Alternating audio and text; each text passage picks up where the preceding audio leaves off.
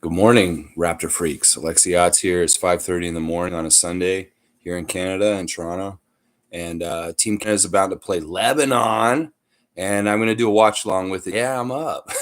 And who's here with me? I got at least 3 people here with me. I see you, Quick Takes. Quick Takes is here. Good morning, Lex. Good morning, Freaks. Let's get it. Yes, NBA Quick Takes. Great YouTube channel. Please like, comment, subscribe. NBA Quick Takes. Check out their content over there. Very good to see you this morning. Quick Takes. We got Cowboy here also. Good morning, Lex and Raptor Freaks. Let's freaking go, Canada. That's right, baby. This is the pride we have in our national basketball team that we are going to get up this early on a Sunday morning. I had my birthday yesterday. I could have slept in all morning, but no. This is the kind of birthday present I want for myself. Get up at 5 in the morning on a Sunday morning when everybody likes to sleep in, do all kinds of stuff. No, we're up because we're ready to watch some Team Canada this morning. And it looks like I've got the right stream today as far as, well, maybe not. Spoke too soon? Oh, there it is. All right, here we go. We got the pregame. I think I'm actually watching Rogers today. So this will hopefully have the same visuals as you guys. Let's check a visual lineup right now. I've got Dylan Brooks is dunked. He's doing his pose. Now we got SGA tapping I'm him. We got Kyle Alexander, Chef's Kiss. We got there's or Nikel, and there's Jordy telling them we have not done anything. Yeah. Okay, here we go. FIBA presents win or go home. That's right, win for all. Jakarta, Indonesia. Let's go, Canada. NBA Quick Takes saying with that good old whiskey hangover. All right, Quick Takes maybe a little loose this morning. Quick Takes is gonna be a little loose. All right, we got the FIBA Basketball World Cup. Lebanon versus Canada. That's what it says on my screen right now. I don't know what it's saying on y'all screen, but that's where we're at on my watch. If you guys are rewatching back, I see a nice sculpture, a statue in the middle of a court. I see a nice boulevard of car. Nobody's driving on it. There's people walking on it.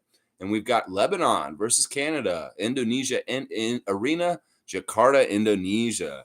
I really like what Jordy said after the win against France. He said, we haven't done shit yet. We got so much to prove. I'm going to try and win this. So they're high on beating France by 30. But they ain't done. They're still hungry, and they want to go and continue to excel because some people are projecting we can win this thing now, baby. That's right. We can win this. I love it. Yeah. Trevor J is here. Good morning, Raptors family. Good morning to you, Trevor J. Thank you so much for being a great Raptor freak and being here this morning. Let's see. Cowboys saying, can I have the link, Lex? Okay. Bradley, this game is on Sportsnet, just so you know. Let me just see here real quick. This is what I'll do for you, Brad. All right. No. And then I'm not going to leave it up for very long. So, okay. So just look at it real quick. You can do that, and then we'll go from that. All right. There we go. It is on cable. It's on Sportsnet, guys. The game is on Sportsnet. So they're on right now. It was Danielle Michaud and Michael Grange and them are on right now. They're showing highlights of SGA making nice shots over Rudy Gobert. I love seeing that. I love seeing that so much. The more I think about how we beat France, it is really, really impressive. But yeah, FIBA World Cup, Indonesia, let's go. That's right. We see SGA on the screen right now. They've got a stat line, 27, 9 of 19 shooting, 13 rebounds, and 6 assists. Fantastic stuff. Adriana's next to me. She may be not talking too much, but she's watching the game. She's up with us watching the game. There's old Grange. Look at Grange. You're up way too early. You can tell Michael Grange just came straight from the bar. That's right. You can tell. Yeah. You think so too, Adriana? And there's our guy, Sherman Hamilton. We love Sherm. Sherm's our dude. And Danielle's okay. I don't mind her. She's very enthusiastic about basketball, but in some ways I'm like, but she's okay. She out of all the people on the screen right now, Michael Grange annoys me the most. But I love Sherman Hamilton. Sherman Hamilton's a fantastic analyst. I'm not going to listen to what they're saying because I don't want to, I'm a different commentator here. I'm commentating on the commentators. Yeah, Canada outscored France 25-8 in the third quarter. And that's huge. Like SGA by himself outscored France in that quarter 13-8. And absolutely fantastic performance in the second half of that game against France. They did so well. So well. Really, really smart switching, really, really smart traps, really, really just smart all in general. We see Team Canada with their heads down in the back, getting ready for the game. Yes, young men, let's go. Let's go. Do it for your country. Do it for the Maple Leaf. Do it for the right stuff. Now, I did not eat all my breakfast before I got on the air today, so I may be chomping on a couple things here and there. I love this. They're showing Canada's largest margin of victory in their history ever, and this is number 4 out of all of them. They got Jordan, China, and Angola. Now, what is one of these things is not like the other? Think about this. Out of those teams on that screen right now, France does not belong with those other 3 teams as far as caliber of play. And the fact that they're one of the top 4 blowouts in Canadian basketball history at this point, that speaks a lot right there. Yeah, that's what speaks a lot right there. Bradley, I hope you got that already. We'll just go do do do do do da da da da da. All right, I got 5 people here with me. This is amazing. You are wonderful people. Maybe you've been up all night already. Maybe you're at the end of your night and you're like, holy crap, Raptor Freak is live right now. Let's go check him out. Hey, wherever way you found me today, I'm going to be supplementing commentary on this Lebanon Canada game today. So hopefully you'll enjoy my brand of commentary. It's been very successful and fun for most of the FIBA games so far this month.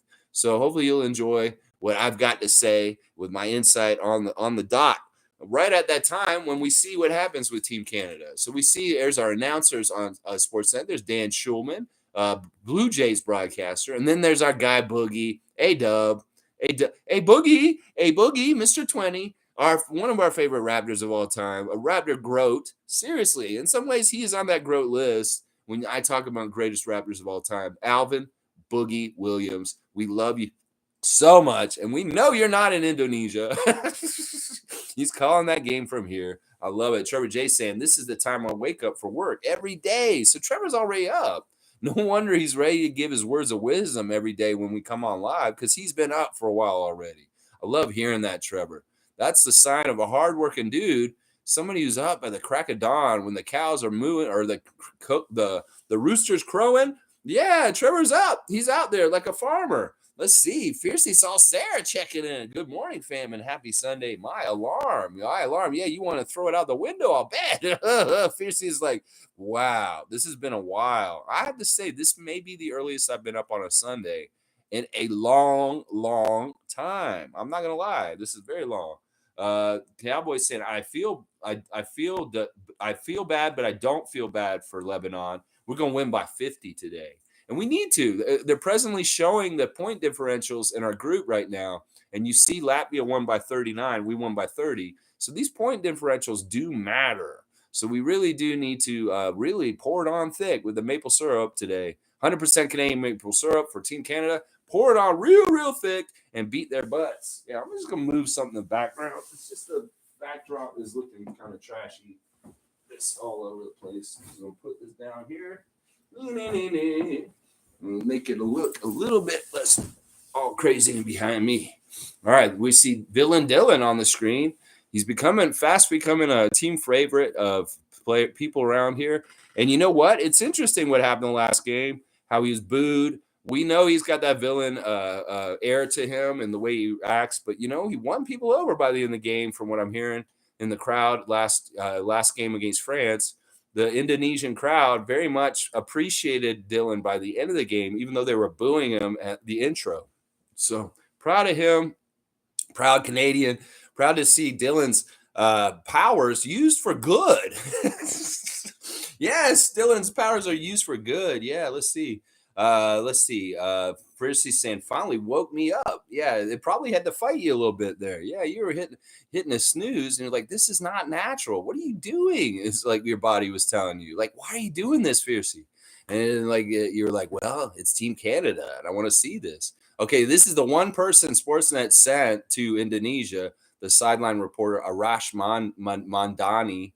Yeah, he's been interesting. I've seen a couple of his interviews since the France game. He's not horrible. He's got a nice demeanor. But yeah, we see them warming up on the court. We see Lebanon. We see Canada. Let's see what happens. Lineup changes. They're saying that Dort is out because of soreness. Lou Dort will not be playing today.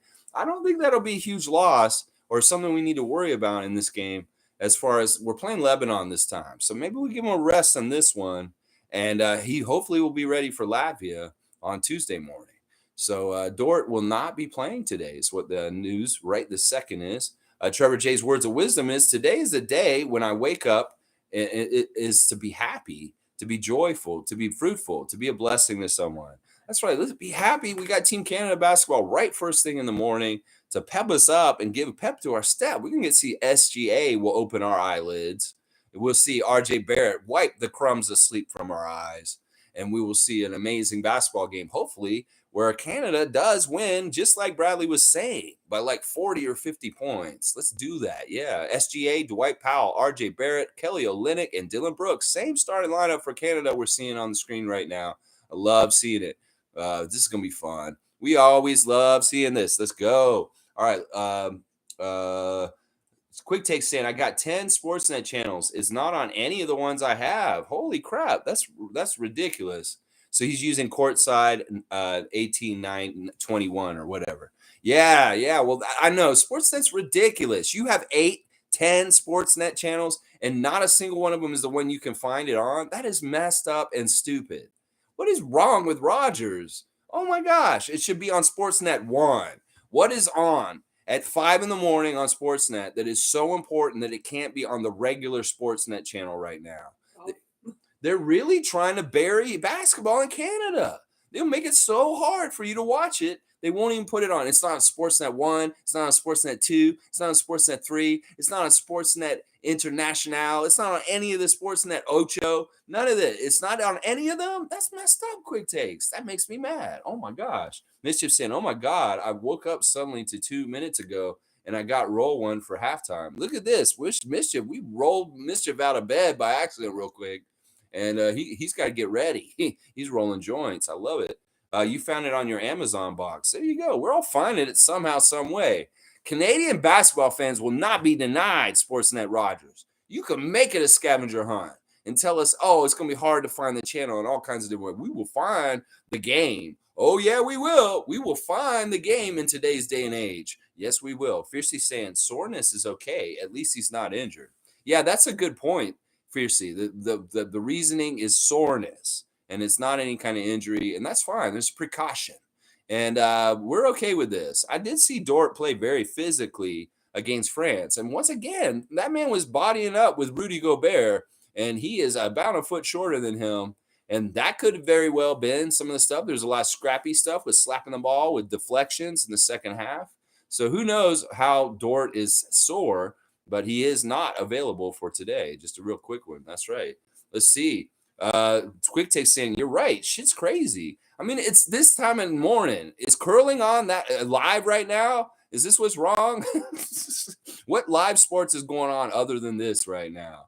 What is wrong with y'all, Rogers? Y'all trying to not let Canada get huge and popular. This is, I mean, look, we're crazy. We're up at 5 o'clock on Sunday. People have the demand to watch this game, Rogers. Get your act together and get it right. Geomad's here. Good morning. Let's go, Canada. Geomad is here. And so I maybe have to know cursing Sundays, maybe just a little bit. I mean, it's early. Fiercely saying, hold up, both Sportsnet and TSN belong to Rogers? Wow. No, TSN belongs to Bell. So they are owned by different companies. Bell owns TSN and Rogers owns Sportsnet. So TSN probably wouldn't treat this badly. I'm going to tell you right now, this is Rogers' fault. Yeah, it's Rogers' fault. If TSN had this contract, they would treat this right. I have that feeling. I have more faith in them to treat it right, at least. Yeah.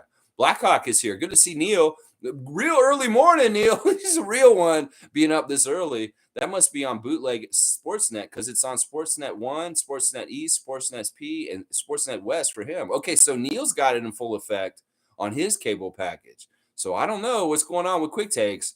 It's all good. I'm not going to question anything about what y'all are saying, but he's saying that he can find it on the Sportsnet regular channels. That's good. Cowboys saying, I'm so glad Nurse is not coaching Canada. Well, some of his philosophies are carried over, and of course his staff is still with us. I seen John Goodwillie around the team also in Indonesia. So it's like some of our old Raptor staff is around this Team Canada. It's funny because they took the picture of Team Canada with the two assistant coaches on this side with Nathaniel Mitchell and Nate Bjorngren. And Bjorngren's right on the edge. So if you really don't like Nate Bjorngren, it's real easy to crop him out of the Team Canada photo. Trevor's saying he's on Sportsnet East. It's not on Channel 21. Okay, well, we're going to figure this out. We got to figure this out. Okay, we're getting real close to tip. I see them starting to organize around the middle of the court. We see Lebanon center is quite a chunk, man. This is a guy who's got some size, Spellman. I think that is their ringer. That's their dude that they may have gotten from another country, Spellman. So we'll see. He's laughing. He seems like a nice guy. I like that. You need Dort D. Yeah, we're going to get that back. We'll get that back next game, just not this game. Maybe we'll see a little bit more Trey Bell Haynes today. Let's see. Blackhawks saying, word up, Lex. I'm messing with my laundry time watching this game. Here we go. We got the tip off, and Canada's got the tip, and SGA is operating at the top. Let's see how we open up this game. Just opening up the second game of FIBA World Cup for Canada. Sloppy pass to Powell, and it's a turnover to Lebanon right away. No, not successful on the first possession. I don't like that. Let's see how Lebanon looks. I have not scouted them hardly at all. I just know that they don't have any NBA players, and they're the weakest team in our group. But there they go. They open the scoring right away with a speedy little guy. Looks like their little point guard got the first point, number 20. Here we go. Kelly Olynyk working it around to Dylan, who comes around at the top of the key. Dylan, let's see what you're doing. Kelly Olynyk wanted to shoot maybe, but RJ's going to take the first shot for Canada. He misses. It was a 3. Now we're coming back with number 20. Once our 20, number 20 for Lebanon is the point guard, and he gets a nice little shuttle pass behind him, and Lebanon misses the shot this time. 2-0, Lebanon to start. Very, very early in the game, RJ working from a pass from Kelly, and he dribbles off his leg. But I think they called a foul, maybe after the fact. Who's the foul on? I'm not totally sure. There's Hater. Don't be a hater. All right, Hater. Okay, the foul's on RJ because he grabbed him after he lost the ball. So it's a foul on Canada. So Lebanon's ball, it's just a cheap foul. It's a dumb foul. RJ lost the ball, so he grabbed him. All right, let's see. Body him up. Play good defense. No fouls, Canada. Let's see some good defense. Get some steals and blocks. He got an open lane, but they're right there, and he puts it in. The big man, number 11 for Lebanon, putting it in. It's 4-0 for Lebanon. Starting this game right. Lebanon. Let's see. SGA working in, and Dwight Powell, easy pass off, and Powell puts it in off the glass. Nice little play right there. They just muscled their way in there. Like it looked like SGA was on that guy's back, and then Dwight's right there to get the drop-off pass and an easy layup. I love seeing that. Very, very good stuff there. Teamwork. That's what I want to see, SGA. In some ways, I want to see your assist this time, buddy. You know, your scoring last time was overwhelmingly powerful, but we can't totally rely on that in FIBA basketball. We're going to need you to get that team game going and get your teammates involved like this. 3-point play for Powell as he got fouled on the play also. I'd love to see that. Jakarta coming back, or no, not Jakarta, Lebanon. We're in Jakarta for this game at 5:30 in the morning. Please excuse my missed call. It is early. And here we go. 20 has got the ball with SGA guarding him. Let's see what he does. He loves that behind the back pass. He's done that twice now. There's the big man Spellman taking a long shot. He misses. RJ with the rebound. Coming back the other way. SGA. Let's see what he does. He's attacking. The man falls down, and RJ, it looked like it might have fallen in, but it just fell out of the cylinder just barely. Oh, that's too bad. It was funny when the man fell down, though. All right, here we go. Throwing it in the middle, and Dylan's got it because somebody deflected it, and they're coming back the other way. Canada, that's right. Yeah, the real ones are up right now. That's right, Trevor J. Come on now. All right, let me see what you guys are saying here. We got 4-3 for Lebanon currently in the game. Let me take a bite here. I might have to wait to eat my breakfast. Jordy coaching. I love seeing Jordy coach. All right, Lebanon inbounds the ball. All right, that was a bad idea. I shouldn't eat. 20 working against Kelly Olynyk. Back up to Spellman. Spellman throws it down to the side. Taking a quick 3. Lebanon airballs it. Kelly Olynyk collects it. Coming back the other way. That Spellman guy's a chunk. He's a load. There you go, Dwight Powell. with another nice little pass to White, and he's got an easy layup from his point guard, Kelly Olynyk. Kelly's a good point guard, honestly. All right, they're back, and Spellman's way out top, and he's trying to work at 20s. The point guard's got it. Let's see if he throws it behind his back again. Oh, he goes quick, and he gets a nice little layup. Nice little stutter step, Hezzy by 20, the point guard of Lebanon, to get a quick basket for Lebanon, 6-5. Lebanon stays ahead. Let's see, SGA, he's working. He's got doubled. Let's see what he does. They leave him for other thing is Kelly's coming around. Oh, he throws a quick one over to Dylan in the corner, but back to RJ. RJ misses a shot. RJ has been very cold in World Cup so far. It's too bad. It's too bad we don't see it. Oh, the Lebanon fans are in full effect. Let's see what's up. Let's go.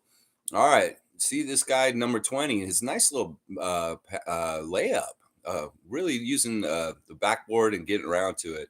All right, here we go. SGA in action to RJ. RJ over to Dwight. Dwight back to RJ. Let's see what they do. All right, entry pass. So a post up for Dylan Brooks, who's got a really short defender. RJ takes the top three. He can't miss that one.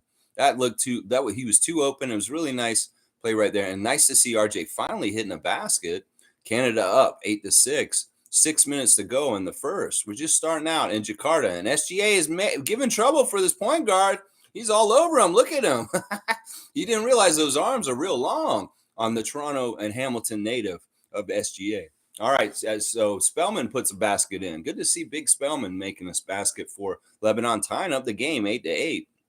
Here we go. RJ Barrett off to Kelly Olynyk with another play. This seems to be the play of Canada. Get into the paint and find the person that's next to the basket and pass it off to them. Is working very well. 2 baskets by Powell that way, and now one by Kelly Olynyk, 10-8 for Canada. Here we go. They're working the ball around. A little bit of penetration there. But he comes back out. At 20 is the dude. Look at this guy. He's playing like he's Jordan. All right, let's go. Kelly Olynyk right ahead to RJ with a big monster jam in transition. Real easy basket. That's about as easy as it gets, baby. Look at that nice pass by Kelly. I love the bounce pass. And he really a bounce pass with an emphatic emotion there. All right, Spellman's posting up on Dylan. That's an opportunity lost as the Lebanese player falls to the floor and throws it out of bounds. Great sportsmanship by Dwight Powell shown, helping the man up off the ground. Very good stuff. Look at that pass by Kelly. That's beautiful. I love how straight on it was. And he was like, yeah. And then RJ with the hammer. Yeah, throw it down for Canada. That's right, Rowan Barrett Jr. That's right. Do it for your country. Do it for your country. Yes. All right, Canada's operating again. SGA just blew by his defender, and he gets an easy two-handed dunk. Yeah, this is how it's going to go for the rest of the game. Now, watch. They're going to bust it open, and it's not even going to be close very soon. 14-8. Canada is up on them. Let's see if we can double them up soon. All right, play some serious defense, and they won't ever score again. Look, there's a behind-the-back pass to SGA coming back the other way. All right, let's see what he does. He's going just through everybody like they're cones. It just look like slalom, like he's got skis. And he's just going around the posts and right to the basket and lays it in. Ain't nobody going to stop him. How are they going to stop him? He's too quick. So, yeah, easy score. And now Canada has doubled up Lebanon, and there's a timeout. That's right. Timeout, Lebanon. 16-8 for Canada, baby. All right, let me see what's in the comments real quick while we're on timeout. I see that y'all have been filling it up while I've been away. Let's see what's going on. Okay, Fiercely saying, thanks for clarifying the network stuff. Yeah, thank you, Neil. Thank you, Blackhawk. Geomad saying, I want more basketball live FIBA games. Yeah, me too. Like, why aren't they showing a whole bunch of them? They could have these night owl people that could be up watching all these FIBA games. I mean, Germany's playing Australia right now, like they were just a little while ago. And that is good must-see TV. That's a huge superpowers. But no, we do not value the sport of basketball in Canada enough to show tons of the FIBA games on TV. And that's messed up. As far as I agree with you, Geomad, we want to watch more FIBA games. Hello, put more basketball on. Ahmed the GOAT is here. Yes, of course Ahmed's here. He is on a different time zone being in Israel. So I don't even know. What time is it right now, Ahmed, for you? Oh, my gosh. You're saying, damn, I never thought they'd score this game. Laugh out loud. 4-0 air DP. Yeah, Dwight Powell's looked good so far in this game. I like it. Fiercely Salsera saying, yeah, when I saw the team pick, I was surprised to see Nate. I guess his presence wasn't dependent on Nick Nurse's. I think in some ways, all right, it's a couple different things. It's showing that those guys weren't part of the problem. It's showing that they shouldn't necessarily be penalized for the whole fallout of Nick Nurse's firing for the Raptors. It's showing that they're valued for continuancy to help kind of smooth over the sudden head coaching change. Now, Nick is such a public figure and it's such a public thing that a lot of it falls on him and it doesn't fall on the Nates. So I think it's to help Jordy too. Those guys are there, and I'm glad they are in some ways. Nate Bjorkgren's very good at what he does. So in some ways, his presence being there is good for Canada. It really is. Now, in some ways, it's partly Nick still getting some shine for this, and it's kind of like they're his ancestors or people that are after him that can still share in any championship or success by FIBA Canada through his guys, at least. So his coaching staff is still with Jordy, and that continuity has helped with the change with the coaching. All right, Dylan Brooks just hitting the basket, so it's 18-8. We're back in action. Let's see what happens here. Number 11 dribbling. He doesn't look like a very sound dribbler. You guys could probably hound him and get the ball from him. Spellman looking like the shooting guard slasher hitting a three. Holy crap, with the behind the back dribble. This dude is cool. I feel like I saw him on an N1 tour like 15 years ago or something. I don't know. Here we go. All right, Dwight Powell working at the top, and then we got Dylan looking like he was going to shoot, but he passes it real quick, and they're just kind of throwing it around like just for fun, it looks like. RJ coming around the corner. You could have maybe thrown it down from underneath, but he didn't. SGA misses, but Powell's got the rebound, and he puts it back with a really crazy spin into the lane. He kind of muscled that one in. It looked ugly, but it worked. That's what we want. 20 working against Bill and Dylan at the half court. Let's see. This Canada defense is going to be feared by the end of this FIBA World Cup tournament. Watch. Everybody's going to be talking about Canada and how they can shut people down, just like the Toronto Raptors defense did a few years ago. All right, Dylan's got a wide open three. Don't dare him. Don't dare him like that. Don't dare Dylan Villain hitting a three right there, 23-11. It's going to get ugly quick. It's already ugly at the end of the first quarter. It's going to get even uglier, right? Yeah, DP carrying us early is what Amit's saying there. I like seeing that. Yeah, here we go. There's a miss by Lebanon. We're coming back the other way. SGA dribbling around. He got fouled. They wanted that foul. So it's a little quick foul by number 7 on SGA. And we see that Nickel is in the game now. Nickel Alexander Walker. Powell going to the bench. There we go. Yeah, so good stuff. Canada with a nice start. A little shaky at first, but they're okay now. They settle down. Let's see how they handle this next possession. The Cousins with the backcourt at this point. The Alexander Cousins working with each other, and we see there's Dylan with the ball now, and he's got 10 right up on him. They're playing a little bit dogged defense here, Lebanon. You can try and say backcourt. Get out of here, number 7. You touched that. You know you did. Olynyk for 3. He's open. And it rimmed out. It looked good. It should have went in, but it was a little bit too much action, rotation on the ball, where it rattled around in the rim and came out. Here we go. Number 20, still the man. It's like Spellman and 20 are the dudes for Lebanon. That's for sure. He slows down and stops, and he gets the shot, but the fans are still upset. Why? Because they didn't count the basket. They said that the play had stopped by then. What happened? Oh, he's traveling. That's what it is. Look at him dancing around with his feet. Looks like he's got music on. Yeah, there's a little bit of a travel there. Yeah, throw your hands up in disgust. Yeah, you traveled. Trey Bell-Haynes is in the game now for SGA. I love seeing Trey in there. And it looks like we've also got Scrub in the game already. So look at this. We're going to put Scrub in the first quarter. That's going to tell you all you need to know about playing Lebanon. Okay, offensive foul?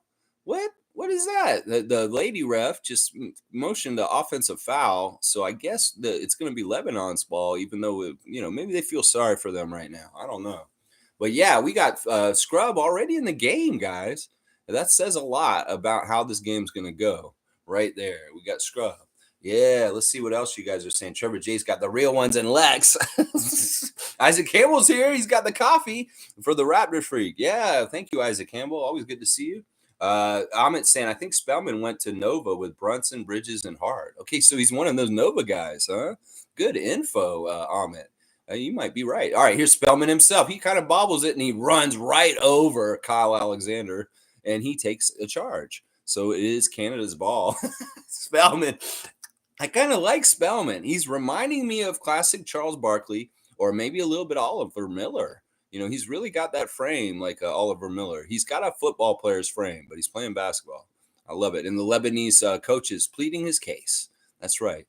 All right, number 11 going to the bench for Lebanon, and that's how much they got. 11. That's right. All right, inbounding the ball, Bell Haynes to Scrub back to Bell Haynes. And I don't know how much we're going to see the rest of our star guys for the rest of the game. They may let these other guys go at them and get a lot of good experience. Melvin Ejim in there also. We'll have to see. They'll probably play in the second half at the start, but I don't know if we'll see most of these guys most of the second quarter or the fourth quarter. In some ways, it's really, really valuable time for Jordy to get some of these other guys some really good time and experience. Let's see. Zach Eddy probably will be in the game today. There's Scrub operating over to Nickel. Nickel in the corner is kind of backing down his defender. He does have a height advantage. Trey Bell Haynes for three is money. I like that Trey Bell Haynes kid. I'm telling you, when he shoots threes, I feel real good about it going in. He's that kind of guy that you're like, okay, Trey's going to shoot. I know he's going to make it. Good defense by Bell Haynes right now. And we're seeing, our second team, really our third team is in there at this point, in some ways. But yeah, nice defense. And they shut them down. They're coming back the other way, 26-11, Canada with under a minute to go in the first. Yeah, good morning to you. Thank you for joining me for Canada versus Lebanon Watchalong on the Raptor Free channel. We got Nickel Alexander-Walker working against the small point guard, number 7 for Lebanon. He's getting hounded, but got on a switch.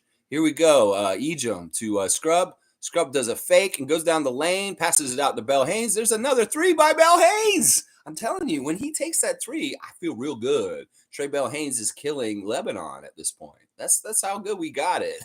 We got Trey Bell Haynes out there killing Lebanon right now. I love it. Oh, he does a little out of bounds play where he throws it off of Bell Haynes' foot. I think it's still Lebanon's ball. So, yeah, good stuff. Good stuff. I'm going to go saying nice pass. There's a gifted membership in the chat, y'all. Check it out. That's right. There's a gifted membership.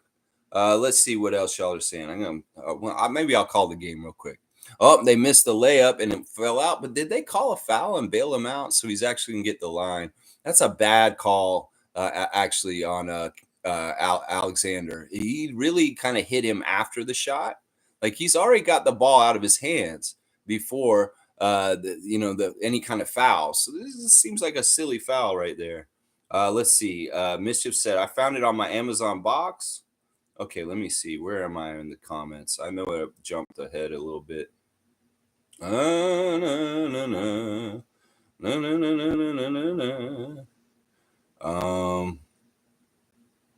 Okay. Kelly got the in real life needle threader badge. Yeah, that was a really good pass by him. That one play. Here's Nickel coming back the other way. Nice layup high off the glass, but he misses. And Lebanon's in transition the other way. Trey Bell Haynes gets it back, and he throws a long, almost full court shot to end the first quarter. And the first quarter is over. Canada up big right away and using the end of their bench already. That says a lot about how this game's going to go right there. All right, let's see. Cowboys saying big dunk by RJ. Yeah, that was nice. Very, very nice. Blackhawks saying Lebanon may have spent too much energy. Who knows? We may have wore them out right away, right at the beginning of the game. Fiercely saying, do you think Nate would still be on Team Canada as an assistant coach if Jordy would have gotten the head coaching position for the Raptors? I doubt it. Access to schemes he'd repeat to Nick Nurse and help the Sixers. Yeah, I don't know. That's a good question. In some ways, I don't think it's applicable in some ways. I don't think that Jordy, if he was the coach of both teams, he would do it exactly the same way. So in some ways, maybe not. I don't know. That's an interesting question, though, Fiercey. And I'm just glad Bjorngren is there because we did need some continuity with the shakeup so quickly. And Nick leaving his assistants on Team Canada is actually a big help. And appreciate it. In some ways, Nick probably wanted to be here himself. I mean, hell, why wouldn't he want to be here for the debut of Canada coming out like this? Jordy's going to get all kinds of flowers and shine and Canadian history, and people are going to remember this, and Nick's going to miss out on it. So in some ways, this is the sadness of Nick getting fired by the Raptors, is that he's going to miss out on being the man that coached Team Canada when they opened the door and started becoming a world power. It's just part of the penalty, Nick. You shouldn't have dogged it last year. You shouldn't have been like how you were doing with the Raptors. The fallout has been incredibly dangerous to you. So yeah, I it is what it is.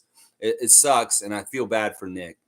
Quick Takes is saying, I'm pissed. Can't get it on courtside 1980. Guess they don't have the rights. I can't believe this. Listen, Quick Takes, if you're having trouble, listen, man, right here, bro. All right, right here, man. Trevor J saying, Canada. Yeah, you got the score. I'm not going to read the score because I'm going to be at different times than you, Trevor. So if you post the score in the chat, I'm not going to read those comments because it won't make any sense because of where I'm at.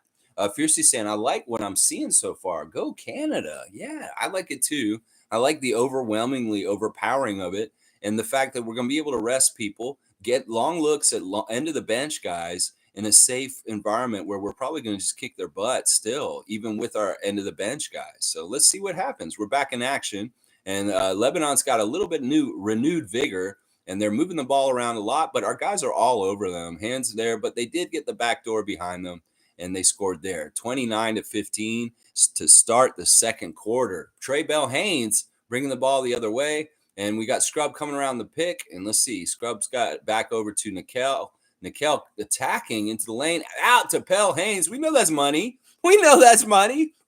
As soon as he touches the ball, I know Trey Bell-Haynes is going to make it. He's 3 for 3 from three-point range so far in this game. Trey Bell-Haynes may very well be the leading scorer in this game today. Trust me. Seriously, we might see Trey Bell-Haynes be the leading scorer. $20. Thank you, Neil. Wow, what a great super chat. Thank you, Blackhawk. Oh my gosh, I'm not worthy. I'm not worthy. Thank you, Neil. What a good guy. Neil was at our meet and greet. We got to meet him in person. And I appreciate you, Blackhawk, so much. Thank you, man. Let's see. Cowboys saying, let's go. Dog Pound, hiya. Is this the championship? No, not the championship. But you'd be like, why is he up this early? Is it the championship? No, this is like the second game of World Cup. We beat France to open it. We got to beat Lebanon. We got to beat Latvia in the first opening round. And then we still got another round. And then we got the quarterfinals, the semifinals, and then the finals, hopefully, with Canada staying alive all the way through it, Dog Pound.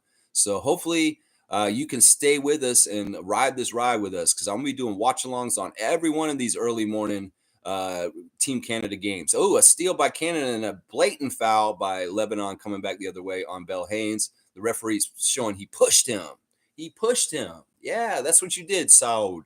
Yes, you pushed Trey Bell-Haynes because a really good steal and a cheap foul right there. Yeah, so the championship will be around September 10th. So this tournament runs till about the first week of September. So we're going to be watching this good basketball for at least 2 weeks, guys. All right, here Nickel operating. Let's see, he pulls it all the way around to Melvin Ejim, who's attacking the rim, and he has a nice little drive and a little bit of a roll around the rim. That's scary. In FIBA ball, that is scary because that ball rolls around the rim too long. Somebody will go up there and hit it out of there.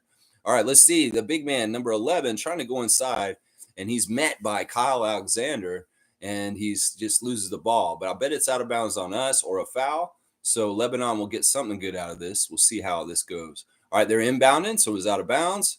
Let's see, back to 11, where he's trying to work, and 11 versus 11. I think our 11 is going to win. They pass it out, and now the point guard has it at the top. Now they throw it back to 11, but the 11 on our team catches it. Kyle Alexander, scrub over to Bell-Haynes. He's wide open. You know what's going to happen.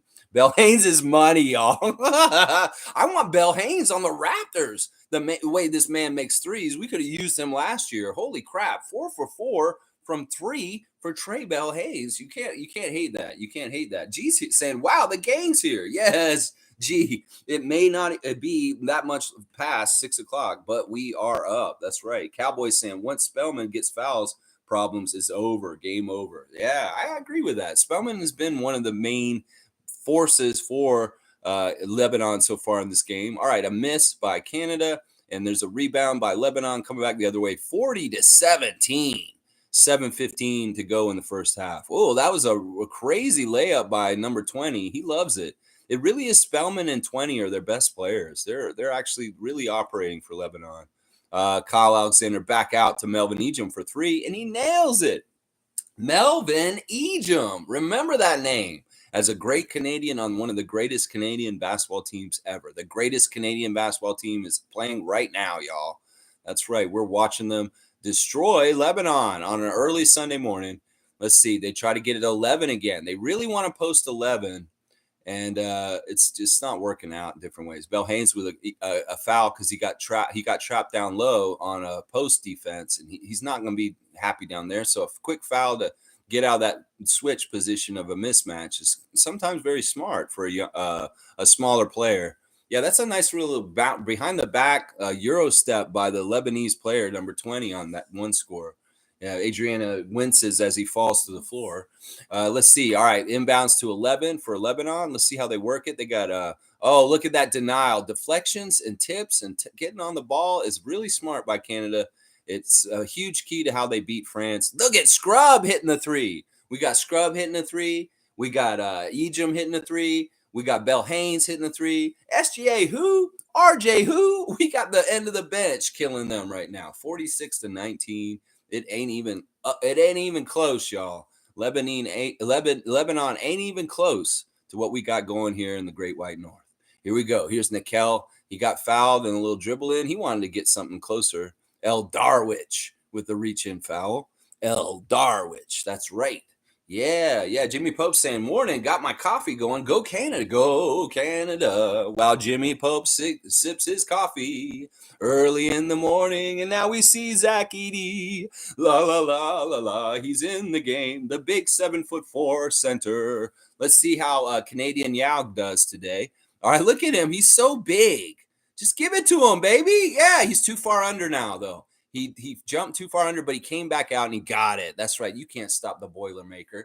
It's time to make some boils. Boil them up real good. Zach Edey. Yeah, Zach Edey getting his first FIBA points in the World Cup just now, baby. The first of many to come for this young man as he grows older and older, playing for Canada as a force. This kid is a huge weapon for us. Literally, huge weapon. We're going to be ready to see more of him. Melvin going inside. He's denied by the rim. He's trying to get it out to people, but he loses it. Lebanon coming back the other way. 48-19. 5.5 to go in the first half. Let's go, Canada.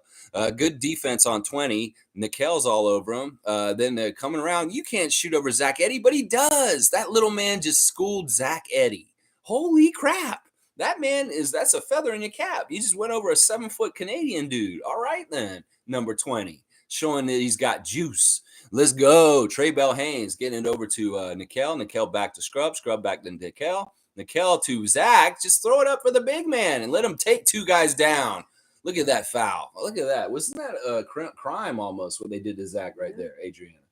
Yeah, they hammered him. They mugged young Zach just now. Oh my gosh. Yeah, let's see. Fiercely saying it's raining threes. Hallelujah. It's raining threes. Amen. Yeah, we're going to do some weather girls here in the early morning weather of a Sunday morning when we see Canada beating up on Lebanon 48-21. Let's go. Win for all. Dylan Brooks back in. We see the villain Dylan. They're putting back the starters in for the last 5 minutes of the second half.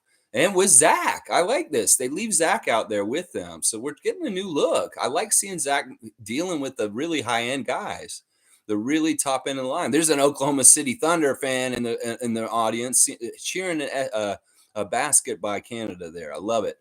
30-point lead for Canada, under 5 minutes to go in the first half. We've got a great lineup of Nickel, SGA, Dylan, RJ, and Zach. I really like this lineup. This lineup is very much like a classic starting five. We've got the real positions out there. RJ with the ball operating against number 7. And it looks like Kelly's going to come get Zach soon. But they're going to give him a little baby hook in the lane. That's what I'm talking about right there. That's Yao. That's Canadian Yao Ming right there. You saw that little throw it into the big man and just let him throw it over them. They can't stop him. Nobody can block Zach Edey. I'm sorry. A long three by Lebanon. They miss it. Nickel tracks it down. Coming back the other way, under 4 minutes to go in the half. SGA goes right to the basket. He's hit by a cheap shot.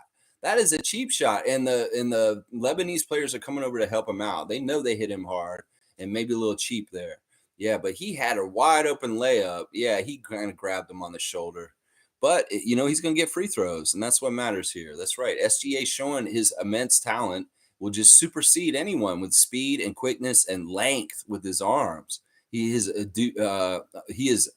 underrated for how long his arms are and how much he can extend to make the play. All right, let's keep reading the comments. Cowboys saying gifts at the 6. In the 6. Let's go. Isaac Campbell. Yes, Isaac Gifton. I don't know who got the gift. We'll have to see who got it. We'll have to see who got that gift.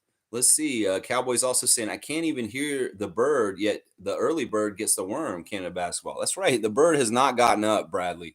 The birds are not outside singing yet. We are up way earlier than anybody. Wow. Thank you, Blackhawk. So that's for my birthday. I appreciate that, man, Neil. That's awesome. He said, get expensive coffee for my birthday. Thanks so much, Neil. You're the best. Thank you for supporting the Rapid Freak channel, man. Trevor's saying, okay, he's got Canada's score again. And Quick Taste saying, enough respect, Lex. Yeah, I'm glad you got the link. And yeah, we want to make sure everybody's able to view this game, even if Roger's is trying to stop us. Look at Lou Dort looking like one of the coaching staff, wearing the coaching staff outfit with the coaches. Yeah, I like this. Lou, you gonna go into coaching? That's pretty cool. And Jordy's drawing up the plays for the guys on the bench. I really love this team Canada, man. The chemistry and the personalities and just how they're business like and what they're going about this. There's something about this team that is super special. And that's why I want to see them win this World Cup, because there is the right ingredients to go all the way. They have the right kind of role players. They got the right kind of chemistry. They got the right kind of defense. They got the right kind of like just different kind of like personalities. And I'm ready to see them really excel. And this, we're seeing it today. 53-21 Canada, 3:51 to go. SGA's at the line. Yeah. Let's see. Fiercely saying there's a dude in Lebanon's team that reminds me of Max Strus. Yeah, I could see that. See that? Is it the number 20 guy, the point guard? He's really their guy. Like him and Spellman, they're their best dudes. 20 and 4 are the best players. Look at Dylan Brooks, John with Spellman. I wonder what they're saying. Maybe Spellman's a LeBron fan. Spellman's kind of trying to tell them maybe there's a problem with the clock or something going on the court. There's a little bit of a holdup. The referees are talking to the timekeeper.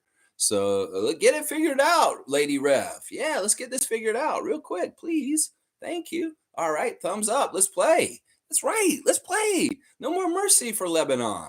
Let's kick their butt some more. Yeah, let's go. SGA with the first free throw. It's good. Yeah, let's get the second one, SGA. Let's go. Come on now, Canada. 53-21. The point differential matters. So let's beat them by 70. Yeah, there you go. SGA with the second one, 55-21. That is what? 33-point lead or something like that. 34-point lead. Let's do it. 34-point lead.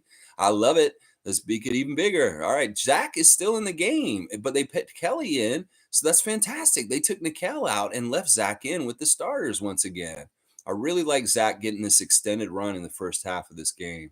Well, they left the door open, but he missed the layup. That's no good. You had it wide open, Lebanon. You couldn't make it. Oh, man, he was right there to steal that pass, though, the guy who missed the layup. That's too bad. Coming back the other way, number 7 had the layup, but he passed it up for a 3. Maybe not the right choice. You got to take what you get, number 7. Don't pass that up for that. Don't be greedy. You're playing Canada. Okay, he takes a nice 2-pointer mid-range, and he gets them back on the board for 23. 23-55, just under 3 minutes to go in the half. Dylan and RJ working at the top. RJ's got a shorter guard on him, number 7, and they were trying to get to Zach, but they fronted him and messed up the entry pass. So Lebanon getting the turnover.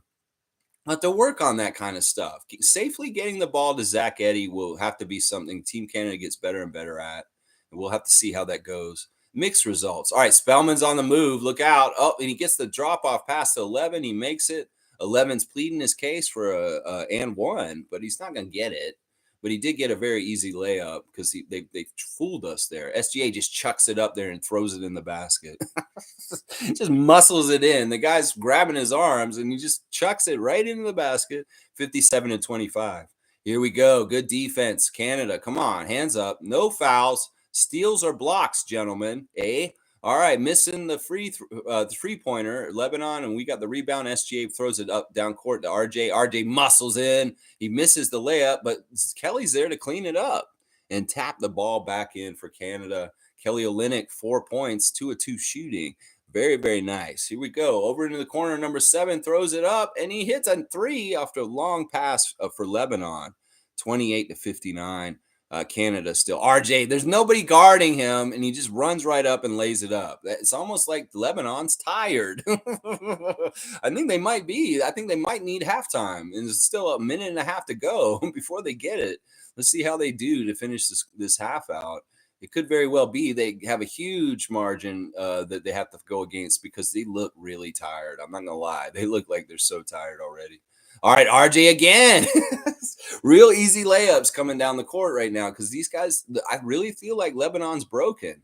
Like they do not have any energy to do any defense at this point. I mean, it really may be that they're moving like Spellman right now, all of them. There we go. Kelly with a cheap foul.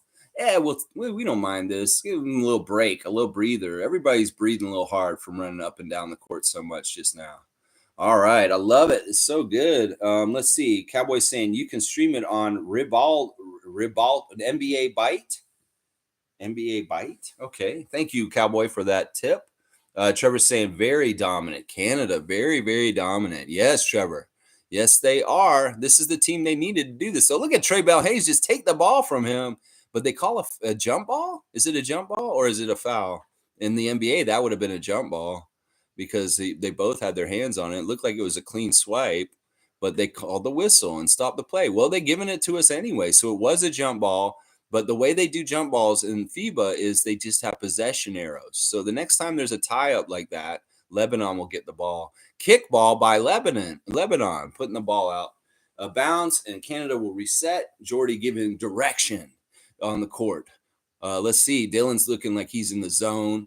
Very, very, very professional basketball player. Dylan Brooks, he uses his powers for good sometimes. That's right. RJ working around a pick from Zach. And he gets a nice little easy mid-range, but he misses it. Man, RJ, come on now, bro. He's just been a little bit off. Now, this is the thing. RJ can be off in the beginning of World Cup, but by the end of it, we need him to show up and start making his shots. And that hopefully the timing will be real good for him to do that. But right now, it's okay, RJ. You can be missing. We did real good against France without you. But down the road, RJ, you're going to have to find your shot for sure. All right, Trey Bell Haynes coming back the other way. Lebanon scored, so it's 30-63. There's RJ for 3, and he missed that one too. So once again, we're going to see a bad shooting percentage from RJ Barrett for this game. Dylan with the long 3. He nails it, though, right at the buzzer. Dylan Brooks with the buzzer beater three-pointer to end the first half against Lebanon. You love it. He stepped back to get that three-point shot. He wanted to make sure his feet were behind the line. And he nails it right as the time goes off. You like that, Adriana? Yes, I do. Pretty impressive. Makes getting up this early so worth it to see Dylan Brooks hit a halftime buzzer beater. Absolutely. All right. Yeah, she's a big fan. All right. So we're going to go to halftime. So let me catch up on the comments and I'll do the Instagram check and all the normal stuff like that. Yeah. Canada, very dominant, Trevor. I love it. Cowboys saying, I think the bench is going to play the rest of the game. Let's go, Canada. Well, we'll see. We'll see how he mixes and matches. I really like seeing Zach play with the starters. This is fantastic. The more he can acclimate and play with these guys, the better. Because down the road, Zach Edey really is part of the future for Team Canada. I mean, to have that kind of a powerful big man like that can be very good. You know, Rudy Gobert is helpful to France, even though he didn't play so well in the first game against us. Having a big man defensively and to overpower and get easy baskets is a good thing to have. So as Zach gets older and better with his footwork, more savvy, gets his legs under him, we are going to get that really good superpower from the big man Zach over the years. So him getting time already with the first lineup like this in this game, this is hugely valuable stuff. And it's sure it was by design by Jordy. And he probably was like talking with the guys, Nate and Nathaniel. And he's like, you know what? Let's make sure Zach gets a lot of time with the starters today. Because it'll be good to test this out. Very good to test this out. Yeah, Cowboys saying it's raining threes. That's right. And Canada's going to win by 30. No, they're going to win by 80. I misread that. This is 80. I love that prediction. I don't have any problem with that. Do you, Bradley? No, let's do it. Yeah, Trevor J saying Canada is blowing this game wide open. That's right. And Cowboy likes Zach Edey. Yeah, he's cool. He's very young. He's like only 20 or 21. And That's what I'm saying. The future of Canada basketball, in some ways, rests on his shoulders to a degree to help us out in a huge way. So I'm all about it. Isaac Campbell's got he's singing "It's Raining Men." It's raining threes, hallelujah. Jimmy Pope saying "woo" with a Ric Flair "woo" real early in the morning. Pope of positivity on a Sunday morning. Go "woo woo." Blackhawks saying Canada needs to put a 60-point lead on Lebanon. Yeah, yes. Yes, I don't think that's like ridiculous request. I don't think this is ridiculous at all, Neil. And I think it's very, very possible. I want to see this. G saying Canada looks smooth. Yeah, I really love Trey Bell Haynes in this first half. He was money for three, and a huge part of what was happening with Canada just now. Trey Bell Haynes. We got to like that. Jordy's rotations are fantastic. Yeah, I agree with you, G. I'm really very much enjoying like how he's utilizing guys and getting different combinations. Really, really doing a good job. Cowboys saying, fuck it, Canada wins by 100. All right, Bradley, why not? 100-point win for Canada against Lebanon today. Let's go. And thank you for using a lot of Alexa modes there. Trevor's saying Canada made 11 threes in the first half. Fantastic stat alert. Thank you, Trevor J. And that's awesome. That's really good. How many did they take? Is what I want to see. Cowboy wants to say, don't forget to smash the like button. I appreciate that, Cowboy. Fiercely saying, nice buzzer beater by Bill and Dylan. Side note, I like FIBA's logo. Very cute. I honestly think that the whole packaging of how they're doing this FIBA tournament has been fantastic. I think that all their imagery online has been awesome. I've been reposting a lot of that stuff in the Raptor Freak member group of Facebook.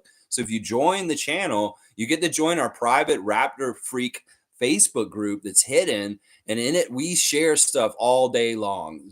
Monique, the superfan Lawrence, myself, Isaac Campbell, Trevor J. We're all dropping stuff all the time to share information in the Raptors world, Team Canada world. And if you want to get access to that private Facebook group, join the channel. If you've already joined the channel and you have not added me on Facebook and joined our Facebook group, do that because you're missing out on some of the membership perks of being involved in this channel. We're posting all kinds of information all throughout the day. So if you want to be the most informed Raptors fan or the most informed Team Canada fan that you can be, you definitely want to become a member of the Raptor Freak channel. Yeah, we keep you guys all knowledged up with the good stuff. Yeah, you don't have to listen to Michael Grange. No, you don't. You can listen to me. All right, let's see. Blackhawks saying we need to win big to compensate for Latvia being our biggest competition. Hopefully, France beats Latvia. That will happen. I'm going to tell you that right now. France can't afford to lose another game. After losing to us by 30, they're going to come up big against Latvia. And we're going to end up being the team that's undefeated in our group. The game that mattered the most, Neil, really was that France game because everybody was prognosticating before this cup started that France was the top dog in our group. Well, we knocked that top dog off that top spot. And now we're the top dog. Latvia is not going to beat us, and they're not going to beat France either. Watch. So it's going to be very much Canada and France that will go to the next round. But France has a work to do to get there because they're already down in a hole.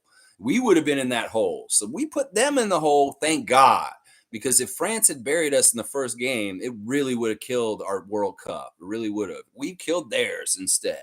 And I'm all about it. So, yeah, I expect us to beat Latvia, and I fully expect France to beat them also. Let's see. Let's trade Malachi for Trey Bell Haynes. Wow. I don't. It's interesting. In some ways, he's making shots better. Like I wish Malachi would. We're seeing Malachi's at Rico runs in clips recently, and he's also done his Malachi Flynn camp out in Seattle recently. I wish Malachi the best. Let's just see what happens this year. But you know what? Trey Bell Haynes is looking like more money, like with the shot. That's for sure. Fiercely saying, Lex, are there limitations on stuff we post, i.e., no YouTube videos exceeding 5 minutes, other Raptors related content from Instagram, etc., regarding the private Facebook group? No, I really don't want to place limitations on you guys at all. If you guys want to post whatever you want, and some of us may not find it very valuable or interesting, but I'm not making any rules for that group in that kind of way. And I love YouTube clips. So if you want to post longer than 5 minutes or whatever, YouTube this or that, I would just caution people. Trevor J, you've posted some false rumors, like the D'Angelo Russell got traded to San Antonio thing you posted the other day. Don't post that kind of stuff. Just make sure that it's actual factual stuff and not trade rumor, clickbait kind of stuff. And just think about it. Is this informative? Is this something that the other Raptor freaks will want to see? Like that's what we really want. So if you find really good stuff, like what was it that you had the other day, Fiercey? Didn't you post something about it was one of our players. It was a clip on one of the players from Team Canada. Or no, it was on Jalen McDaniels. That's what it was. And I found that so informative and stuff like that. So anything like that kind of stuff, or maybe it was Dana that posted that. I'm not sure. What anything like that kind of stuff is fantastic. Because that Jalen McDaniels piece that got posted by somebody was very informative and stuff I hadn't seen. It really is so we all catch all the information and we put it all in one place so we all know where it is, and that way we can have everything like there for us to see. And Monique finds so much stuff, I find stuff, you guys all find stuff. We should have everything covered, and that's good stuff. G saying I don't have Facebook, but sounds fun. This is becoming a problem with a few different people, but it's okay. G, you're a really astute, intelligent Raptor freak, and you have your ways of finding out stuff, and it's too bad you're not connected to us in that way. But really, it's just a supplement to the channel. And the channel is the real bread and butter of the sharing of information and talking about it all. It's almost like we'll put it all in there and then we'll make it aware and then we'll bring it in here. Let's see. Cowboys are fiercely saying Pascal Siakam, crappy trade rumors. I wouldn't share. Hella annoying. Yeah. Really, trade rumors in general are usually not pretty good to post in there. All right, let's see. Canada's shooting 68%. That's fantastic. 61 from three. We have 26 points from turnovers, and we have 23 assists to only 7 by them. 66-30 at the half. Great halftime stats. Thank you, Sportsnet. Let's see. Isaac saying, "Where's Tom Duke at 3:30 a.m. when you need him?" Isaac busting Tom Duke's chops for living on the West Coast and being 3 hours even earlier than us. Yeah, where are you, Tom, at 3:30 in the morning? You can watch this later and laugh at you, Isaac. That's hilarious. It's so good. Yeah, Fiercely saying, "Yep, McDaniels, the player we don't talk enough about. Watch out for him." I love that clip. And I really do. I'm a firm believer in what the clip was saying and what you think you're saying right here. There's some things about McDaniels we're totally forgetting about. And his old addition to the formula could actually be a huge thing for the Raptors this year. Jalen McDaniels, we're not even talking about him. And he could actually be like the forgotten acquisition this summer that's actually amazingly good. I mean, his arms are so long and his defensive possibilities in itself are really appealing to me, regardless of any offensive development, honestly, in some ways. It's crazy. Yeah, Kareem's here. Good to see Kareem Thomas at Blackhawk. Malachi going to finally break out of this year, I hope. Yeah, I hope so too. I had a theory that, Iceman like Gervin's from the Tacoma, Seattle area, that maybe Iceman like Gervin is Eric Flynn. I was thinking about this because sometimes he would be very much like pro Malachi at times, partly because he's from Seattle, but maybe he knows the Flynn family or something. Or maybe he is Eric Flynn. I was wondering about that. Maybe Iceman like Gervin was actually Eric Flynn. That would be weird. I don't know. I like trying to do these weird things. We got Darko running around here. We got Chris Charles running around here. Why not? Like Eric Flynn is Iceman like Gervin. Yeah. Yeah. Yeah. You think that Trey Bell Haynes is better than Malachi? I don't know. We'll have to see. All right. Let me do my Instagram check real quick before they get started again. Ron Harper Jr. is congratulating his friend Duke Levin on tying the knot, getting married. That's very nice, Ron. Mr. New York City saying you ain't got to do too much when you one of them ones, meaning he's special and he's got it innately in him. And in some ways, it's all laid out in front of him. He's just got to put in the work and make the shots and make it happen. And it will happen for him. Marquise, we love your confidence. But once again, just like the new Mick Jenkins and Freddie Gibbs collaboration, you don't just tell, you've got to show. And when you show, we will see it. Christian Coloco is in Edmonton, Alberta, doing the Christian Coloco camp. We love this. The Raptors do these kind of things where certain players will do camps across Canada in different places. We saw Precious out in Edmonton, I think, last year or in one of those cities. And now Coloco is over there doing a camp with the kids. And there's a dad posting a picture of his son going up against Christian Coloco. What a great experience for people in Alberta and Edmonton to have NBA pro Christian Coloco come to their city and put on a youth camp. and interact with the kids and stuff. Experience that these kids will remember for the rest of their lives. So you got to love that. I love seeing this kind of stuff. And Christian being in Edmonton doing this right now. Fantastic work, Christian. Coloco, awesome stuff. Once again, y'all, Casey Bannerman has the most fire Canada jersey, SGA version. You need to order this. If you are loving supporting Team Canada right now, get that SGA Casey Bannerman jersey. It is fantastic. Holy crap. There's only like 40 of them left. So if you want to be one of the few to rock the number 2, red and white, Canada jersey that Casey Bannerman's design, you better get on it because they're going to be gone soon. And after that, you won't be able to get it.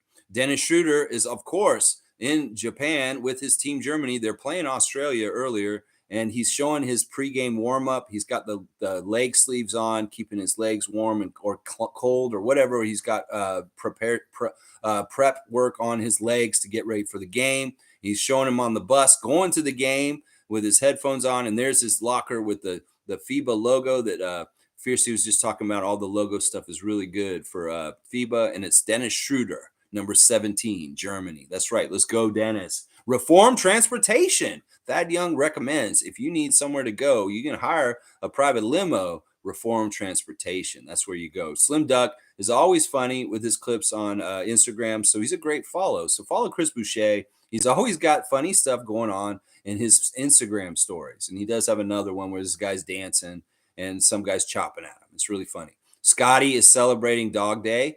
Yesterday was International Dog Day, and he's saying Happy Dog Day to all the other dog owners. So he's wishing dog owners a happy dog day yesterday. A nice little clip of him with Cardi. And of course, Raptors official put him on blast with him and Cardi for International Dog Day on their account also. I guess I am a dog since I was born on Dog Day. Monique was putting on blast, and we forgot about this. It was Mo Pete's birthday yesterday also. I forget that Mo Pete has the same birthday as me also. He turned 46. So he's actually 2 years younger than me. You do the math. Me and Mo Pete, we're getting up there. We're getting close to that 50. But thank you, Monique, for putting on blast Morris Peterson's birthday on your Instagram, reminding me that it was his birthday yesterday. Pascal's looking like he's got good vibes around him. He's dancing with the medicine ball. He's still working at Red Bull. He's throwing balls all over the place. He's working out hard like we know he will. There's Malachi Flynn's camp on Malachi's Instagram stories. So go check out Malachi Flynn camp on his Instagram stories. And that's about it. There's your Instagram check. And just in time, because we're just about to start back with the second half of Canada versus Lebanon. FIBA World Cup, Jakarta. And we see them entering the court, the Lebanese players. And let's go, Canada, and win this really good game. All right, let me see what else you guys are saying in here. All right, let's see. Infamous saying, salute, freaks. Kelly, a.k.a. Shaggy, is the same way Scotty should be used on our team. That's an interesting take, Infamous. Kelly Olynyk should be the style that Scotty Barnes plays this year. That's very interesting. I like that idea in some ways. All right, they're back in action. And it looks like Lebanon just lost the ball, but it is off Canada. So they will retain the ball on that side of the court. 66-30. Wait, they changed it. They said it's actually off the Lebanon player. So there you go. Canada getting the ball off an unforced turnover by Lebanon. Let's see. We got the starting lineup out there. No adjustments. So we are letting them play. Let's see what happens here. Kelly's working with RJ. He tried to throw it over the top, but he did get it to him. Dylan's got it. He kind of traveled, but he didn't. They did call it. Very late call. He did travel. I saw it. The coach pointed it out. He's like, are you going to do it? And then the lady ref went, yeah, okay, travel. Yeah, he did travel, though. He did this thing where he was thinking about passing it, but then he didn't, and he stepped, and then he put the dribble down. That's totally a travel. Totally a travel. All right, let's see. Lebanon working against RJ, 9 versus 9. And 9 is not going to win that one. All right, Spellman out top. Let's see what number 4 does for Lebanon. And this guy's attacking this one. And, he kind of lasted number 7, but he saved it, and he makes a crazy corner 3. The coach will take it, though. He's like, I'll take it. 66-33. We doubled them up, baby. All right, let's go. Kelly Olynyk to Dwight Powell. Dwight Powell working at the top of the high post. And then we got Kelly Olynyk back with the ball. He's working, getting to the basket. Let's see if he gets it up and under. Easy. Yeah, number 4. Not going to be able to stop Kelly. I'd love to see Scotty do that. Yeah, Scotty could do those kind of moves. Hopefully in the NBA. We'll see. All right, let's see. Defense for Canada. Dwight Powell up on him. Dylan getting in there with some physicality. Here we go. They're trying to get into the lane, and we're just there to meet them. And they throw it right to Dylan Brooks, who gives it to Kelly Olynyk, who's coming down the lane, and he just jams it in. In some ways, Lebanon's not quick to get back to the basket.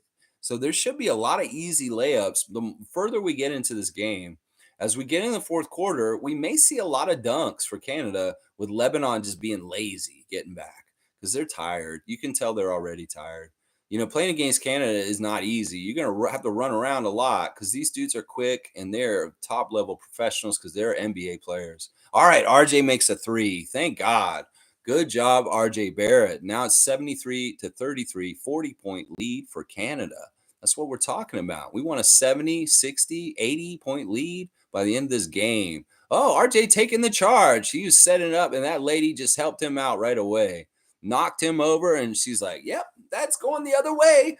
And he was just waiting there. He knew that guy was there. You didn't even try to stop Top Knot. Yeah, you didn't even try and stop. You ran him over. You did. That's right. I really like that comment by Infamous. I don't know if Scotty's ready to be Kelly Olynyk on the Raptors, so I really, really don't know if he's ready for that. He has other aspirations, but in some ways, that role is very interesting idea for him. I'm not gonna lie. I think you're right. See, he's gonna take a three here. Scotty could take threes. He could do this little bit a bit there. Let's see. Dylan Brooks dribble behind the back and in the lane and up and under, scooping, and it falls in. It's almost like Kelly Olynyk tapped it in, actually. Really crazy. I mean, come on, Lebanon fans. You couldn't have came to this game thinking you were going to do something. Don't act like you're disappointed as SGA just easily takes the ball away from Lebanon and lays it in. Don't act like you're disappointed. You knew this was going to happen, Lebanon fans. Don't get all upset in the stands. Nah, you coming to show up against Canada, a new world power in basketball. You know we're arriving. Yeah, SGA slipping on a little bit of slippery floor there, but he seems okay. He's kind of holding his hand, though. Hopefully he's fine. I think he's okay. Yeah, he's all right. He looks fine. All right, 77-33, 6:47 to go in the third. Yeah, he totally lost his ball. You see how long SGA's hands are to poke it away like that, and then you're not stopping him. He's just walk right up and just lay it in. You can't stop him. He's too strong and he's too quick. That's right. And Kelly getting the tip in. So that actually was Kelly that got that basket. It's like sitting on the rim, and Kelly's there. FIBA rules allow offensive goaltending or defensive goaltending. In some ways, I kind of like that, but it wouldn't work in the NBA because the talent is so good. It'd be so hard to score in the NBA. And in some ways, you could camp a really tall guy like Gobert down near the basket, and nobody would ever score. So that's why FIBA rules don't totally work in the NBA because the talent is too good. It's just not going to work. That's right. Let's see. Fiercely saying another side note, loving how Afrobeat is being embraced more and more. One of Team Canada's promo clips via Instagram was playing some. That's awesome. Yeah, the Raptors got that vibe. I mean, they're friends with Burna Boy, and there's all kinds of like music that they listen to that's all the time. I'm with you on this. I'm totally with you. There's so much good Afrobeat music from the history of time. And anytime that kind of music gets prominence in a promo spot for Team Canada, that's fantastic. I love hearing that. I can't hear any of it because I'm not listening to any audio while I watch this, obviously, because I'm talking right now. So I'm not hearing what Dan Schulman and Alvin Williams are saying. So I can't, maybe they're talking about totally different things than me. Kelly Olynyk makes both the free throws, 79-33. Let's go. 6.5 to go. Lebanon coming up the court with the ball. Number 25 handling. He holds his dribble and they pass it around a little bit at the top. He's getting into the lane and big man, number 4, taking the baseline shot. He's off. Coming back the other way, Dylan Brooks to SGA. SGA is quick and too good. He did miss the layup, but I think it's out of bounds on Lebanon. So it should be Canada's possession still. Let's get set up. SGA, I have a feeling we're not going to see him for much longer in this game. That we may see him for just a little bit longer, and he'll be done for the whole rest of the night. I'm going to tell you that right now. In some ways, he looks like he's a little tired and laboring, and he might have been a little bit hurt from that one play a little bit ago. So I would be getting insurance. Ooh, nasty throwdown. Nobody's going to get in his way. You want to be in a poster? This is a poster opportunity. Jump in there, number 4. Try it, Spellman. Yeah, you could be in a poster. Nah, he don't want that smoke. He stayed away. That's right. Spellman is operating at the top, back to 25. 25 working. It's weird. 20 is out. 20 is their dude. I guess they're arresting him or something. I don't know. There's a shot by Lebanon, and it looked good, but it rimmed out. Here we go. Dylan with the behind the back dribble coming up the court. He passes it back to SGA, who's kind of toying with them. In a way, you feel like SGA is like a cat with a mouse. In some ways, that's just how it is. This is just how it has got to be. He's that NBA kind of guy. It's a cat and a mouse. They're the mouse, and he's just toying with them in some ways. Like this play where he dunked it. Oh my gosh! It's like you can't leave him that kind of way. He will kill you for that. That's just automatic. That's right. You don't want that poster opportunity, Spellman. Get in there.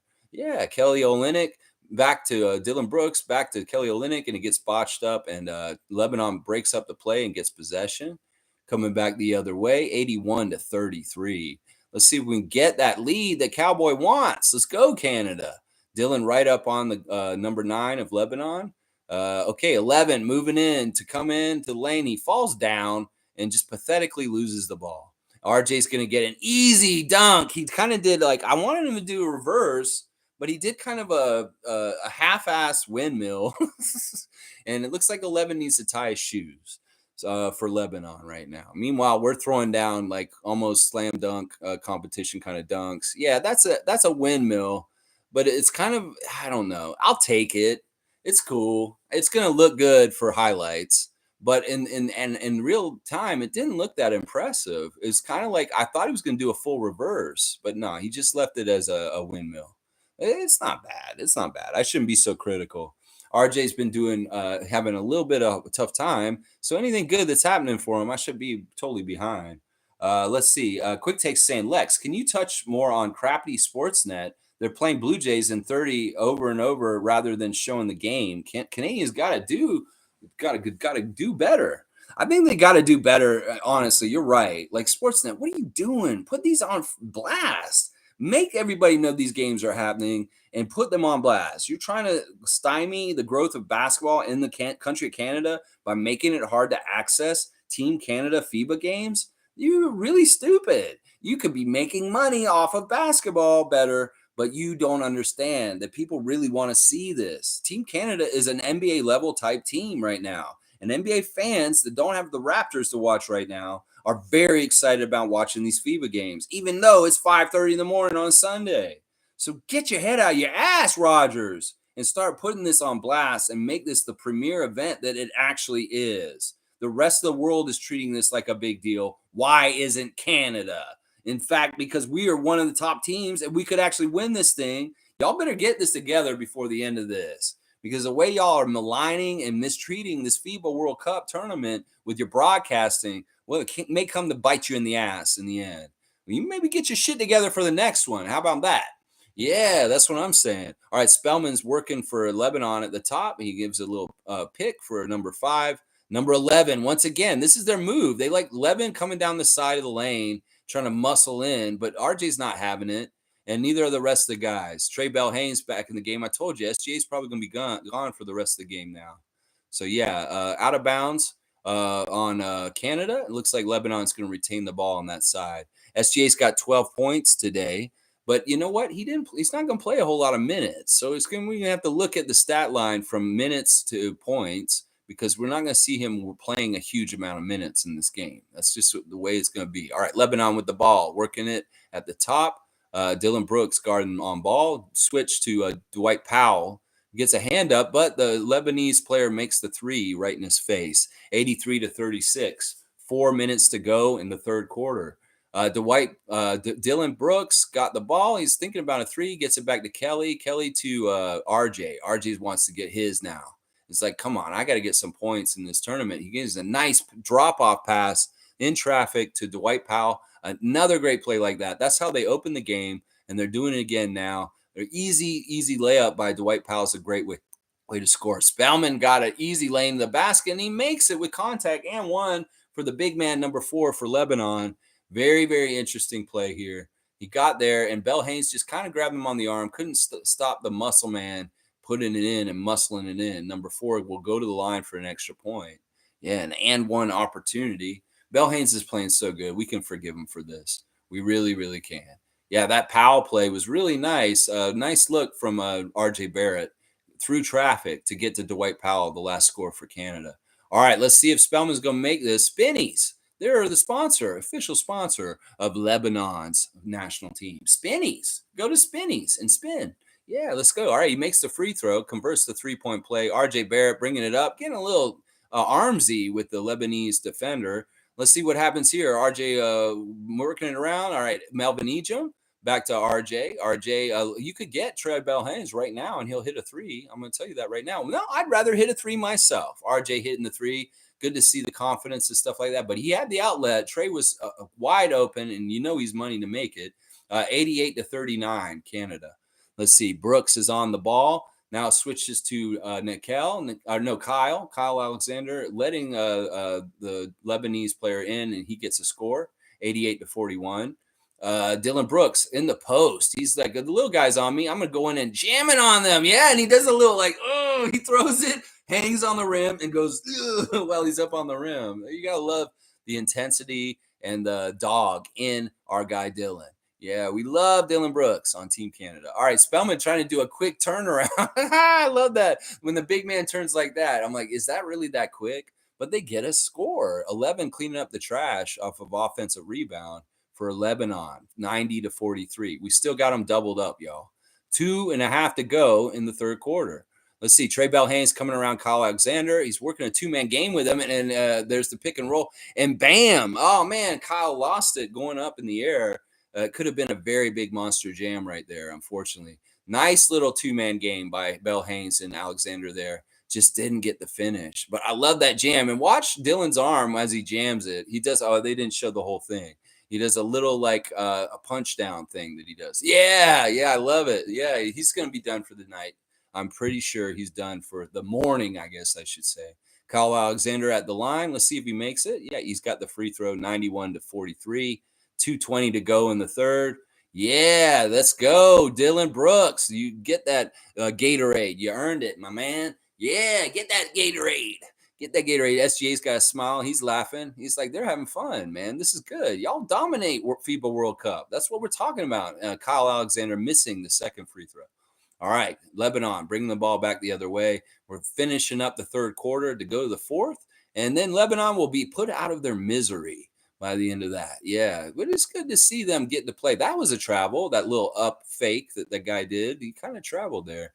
But number 11 with the big three outside, he's shown that he's one of their good players, trying to get their offense going for them. But hitting a big three there, that's a big deal.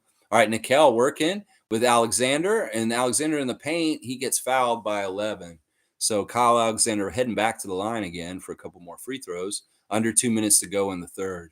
Yeah, Canada looking real dominant, and we expected this. I mean, we got to talk about the levels of talent between these two teams. Canada is an NBA kind of talent level, and they are probably the most talented team besides the U.S. in this tournament. So Canada is a supreme talent for FIBA international play. All right, Kyle Alexander hitting the first free throw. 92-46, still doubled them up. There's Nathaniel Mitchell talking to Jordy Fernandez. Good to see Nathaniel at the game. Our beloved Nathaniel Mitchell, friend of Monique Lawrence. He told us that he just went to Milwaukee because he wanted to go work with Adrian Griffin. That's why he went there. It wasn't anything against Nick. Nick did not piss him off. It wasn't anything like that. The job opportunity was with Adrian. So Nathaniel Mitchell joined the Milwaukee Bucks this offseason. The referee's having fun explaining things to the Lebanese team. Big smile. And Kyle's taking another free throw here, and it is missing. So I think there was a lane violation. That's what happened there. And they were like, what happened there? Well, there was a lane violation. All right, let's see. Good defense, Canada. No fouls. Get a steal or a block. We've got Scrub in, so that's your signal. The number 23 Scrub in the game. That's whenever the Scrub's in. We know that this is what's up. All right, here we go.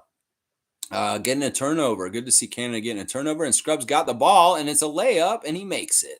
Nice to see Scrub, longtime Canada basketball player, getting some points here in this game against Lebanon. Always love seeing one of the Scrub brothers in the game and doing good stuff. Yeah, good stuff. Too bad the other Scrub brother didn't make it. I think that's Phillip that's on the team. I get them confused. It's either, okay, yeah, that is Phillip. So P Scrub. It's not T scrub. It's P scrub. You know, people, I'm not trying to insult Team Canada. We do have a scrub on this team. As talented as we are, we do have a scrub. I'm going to wear that joke out. You know, Sportsnet wishes they could make that joke, but it's not very nice in some ways. And I'm sure Scrub has heard this his whole life.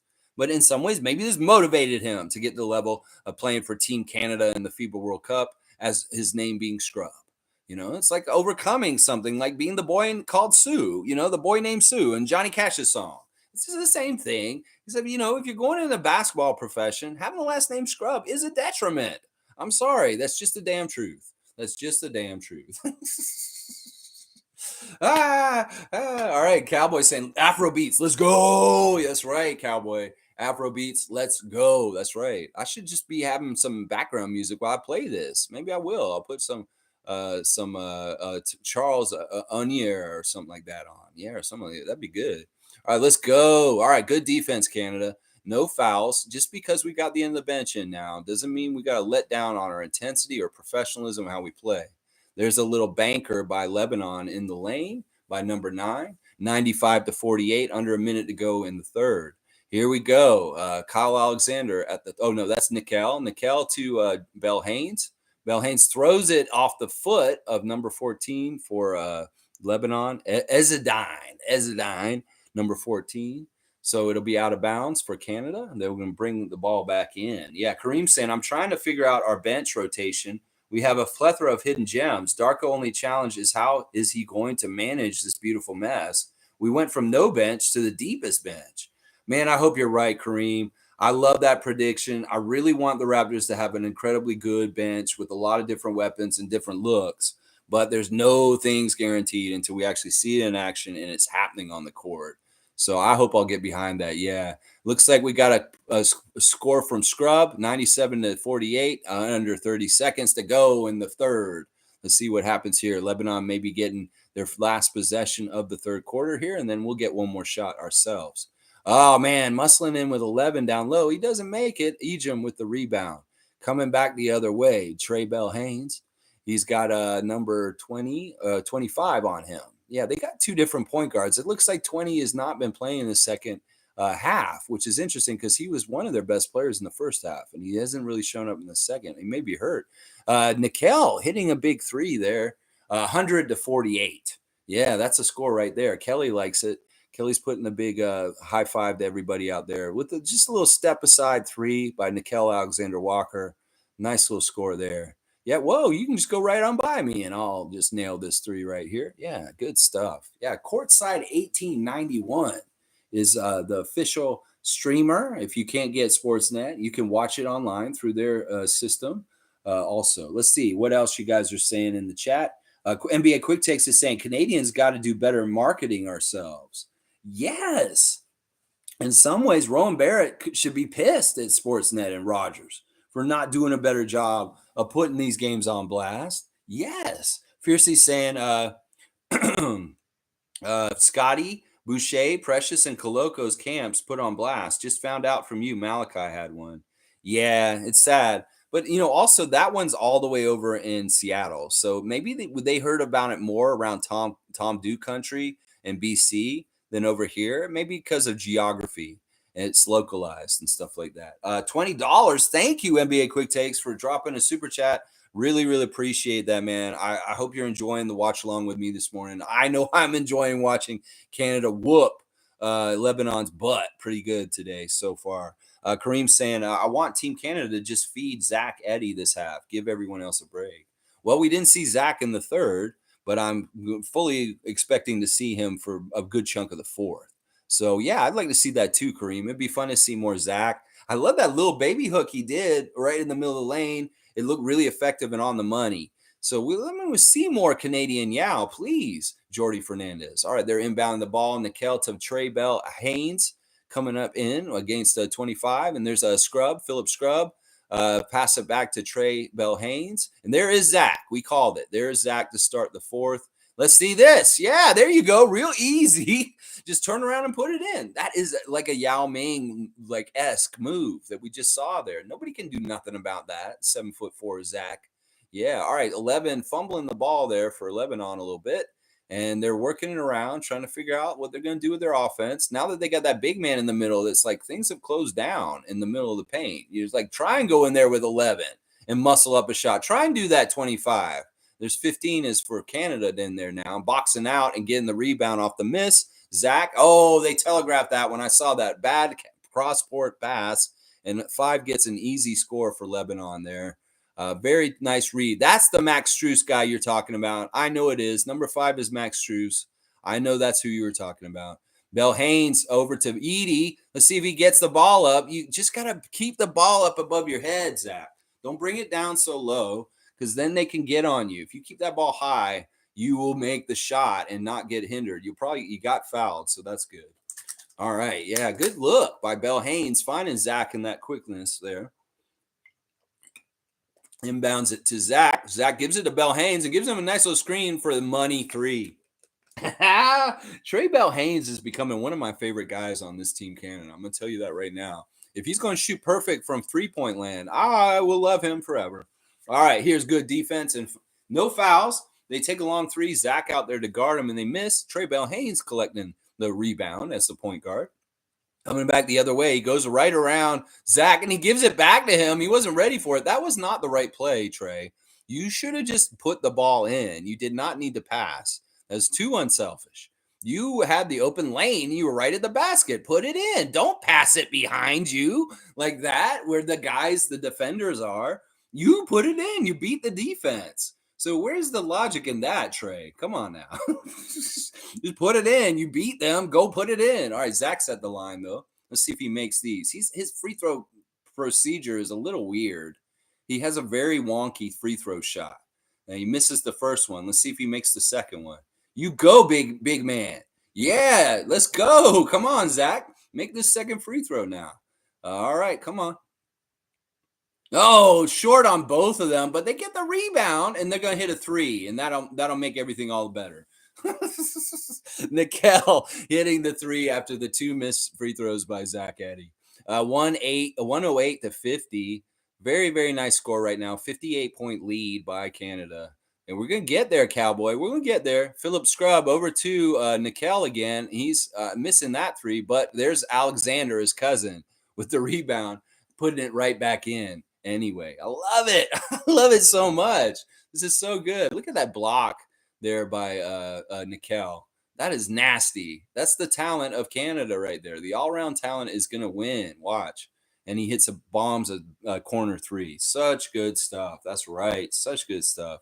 Cowboys can't wait to watch the Raptors with OG, Pascal, Grady Dick, Darko, Masai Ujiri. Is that Masai Ujiri? We got a Masai emote now? Yes, we got the Masai. Tom Duke must have been working on the off hours, putting in the Masai Ujiri emote, y'all. I love it. There's Scotty, and there's Darko, and there's me, and there's a whole bunch of Monique Superfan Lawrence's in there too. G saying Canada getting in the paint easy. Yeah. These guys, they don't have anybody. Spellman's not really a good defender because he can't get around. That number 11 guy's slow too. And, they're having a hard time in transition defense. We're just running the ball right down the court and getting easy layups, and Lebanon's looking gassed. So it's all over, Vince Carter. It's over. And, it's over big. And we've doubled them up now. And we may be trying to get like a 60 or 70-point deficit now at this point. That will look real good in our group. Trust me. We beat them by 60 or 70 points. We're at 58 right now. Let's get 70-point win. Just like Bradley said, it may sound crazy at the beginning of the game, but no. I was like, you know what, Bradley? We could do this. A 70-point win. We could beat France by 30. Well, we can beat Lebanon by 70. Yeah, 110 to 50. 60-point lead for Canada right now. We are on defense, 25 versus 25 right now. And then we got number 5, Max Strus for Lebanon going against us. That's not really Max Strus. We were saying he looks like him. Lebanese Max Strus. Let's say that. Spellman with the long 3. He misses. So he's not going down there to try and beat Zach at this point. He knows he can't go up over him. So he's got to take the outside 3s now. All right. There's Lebanese Max Strus operating at the top of the key. He's going to try and shoot over Zach. He thinks otherwise. And then we steal the ball. Nickel with the ball, taking the ball away from him. Phil Scrub coming over, number 23, and he gets fouled. A dumb foul by number 20 of Lebanon. Yeah, tough game for these guys. Really, really tough game. They're tired. They know they're just outmatched. And this is just bad. In Little League, they used to have the 10-run rule. And in some ways, these kind of games, when the score gets like this, is you start feeling about mercy rules and stuff. Oh, they did put oh no, that's Nikel. I thought it was like, is SGA back in the game? Because he has a similar shot to SGA. So it's like, whoa, that looks like SGA, but it's actually his cousin. All right, let's see. Kyle got the rebound off a Lebanon miss, bringing it back. 7 minutes to go in the game. Let's go. Oh, they didn't telegraph it right. Philip Scrub throwing the ball, and they didn't keep connection, and throws it out of bounds. That's too bad. Unforced turnover by Canada. Lebanon gets a break. Gets a little break there. Yeah. Let's see. Trevor J saying Germany defeated Australia. That's great news. Thank you, Trevor, for the news update on the games. In fact, that's a huge way you could help me by saying that. Dennis Schroeder, successful, leading Team Germany to defeat Australia this morning. That is a huge win for Germany. And that pretty much probably means they're going to win their group as the top team. Those were the two teams that were trying to figure out who was going to be the top dog in that group of death. And now it looks like it's sussing out to be Germany on top with our guy Schroeder. I love that. I love hearing that news. Thank you, Trevor J. Yeah, I love that. I'll have to go and look and see what the scores are for the other games and see how the other Americas teams did. Of course, Puerto Rico winning in overtime against South Sudan yesterday doesn't help us. But it's good to see South Sudan put up a good fight. But it's too bad that Puerto Rico ended up winning that game. They kind of messed up. They missed some free throws and they let South Sudan get a chance, but they didn't capitalize on it in the overtime.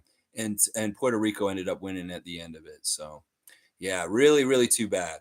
So, but Venezuela lost their first round game, and Brazil won theirs, and Dominican won theirs. So, Dominican, Puerto Rico, and Brazil, the biggest threats to Canada right now to get to the Olympics, other than the U.S., of course, also. There's a score by Canada. Nice score by Zach Edey. 6 minutes to go in the game. Let's see how we close this out and what the margin will be by the end of the game. Let's see. All right, let's see. They're in the lane. Let's see if they try and shoot it up over us. There's a 3 by Lebanon, and they hit it, and they nail it. 56 to 112, still doubled them up. 56 plus 56 is 112. So we got twice the points they got. There's a long 3 by Nikel, and it's nothing but net. Yeah, this is just not even fair. This is not even fair. Just toying with them. It even looks like Lebanon is playing like pickup guys now at this point, how slow they're playing and just how they're really off. Philip Scrub getting a steal, and there's a lob from an Alexander to an Alexander. Yeah, Nikel to Kyle with a nice little lob alley-oop. Yeah, this game is like that at this point. It's just like that. The Lebanon in some ways, you might want to empty your bench and just put your worst guys out there and just let us run it up on y'all. Let us run it up. Because this bench is going to be playing for the rest of the game. They're not getting out. These guys are getting the starters minutes today. Scrub and Bell Haynes and Melvin Ejim and Kyle Alexander. It's good. It's very, very good. That's a really nice alley-oop. And that is cousin hookup. That's a cousin hookup right there. Yeah, Evelyn's here. Good morning. Let's go, Canada. Yeah, thank you, Granny Evelyn. Always happy to see Granny Swag in the chat. There's Spellman with a nice putback dunk. Man, he in some ways it's a lot of work for him to just get up there and get that dunk down. I'm not lying. All right, here we go. Bell Haynes operating over to Philip Scrub.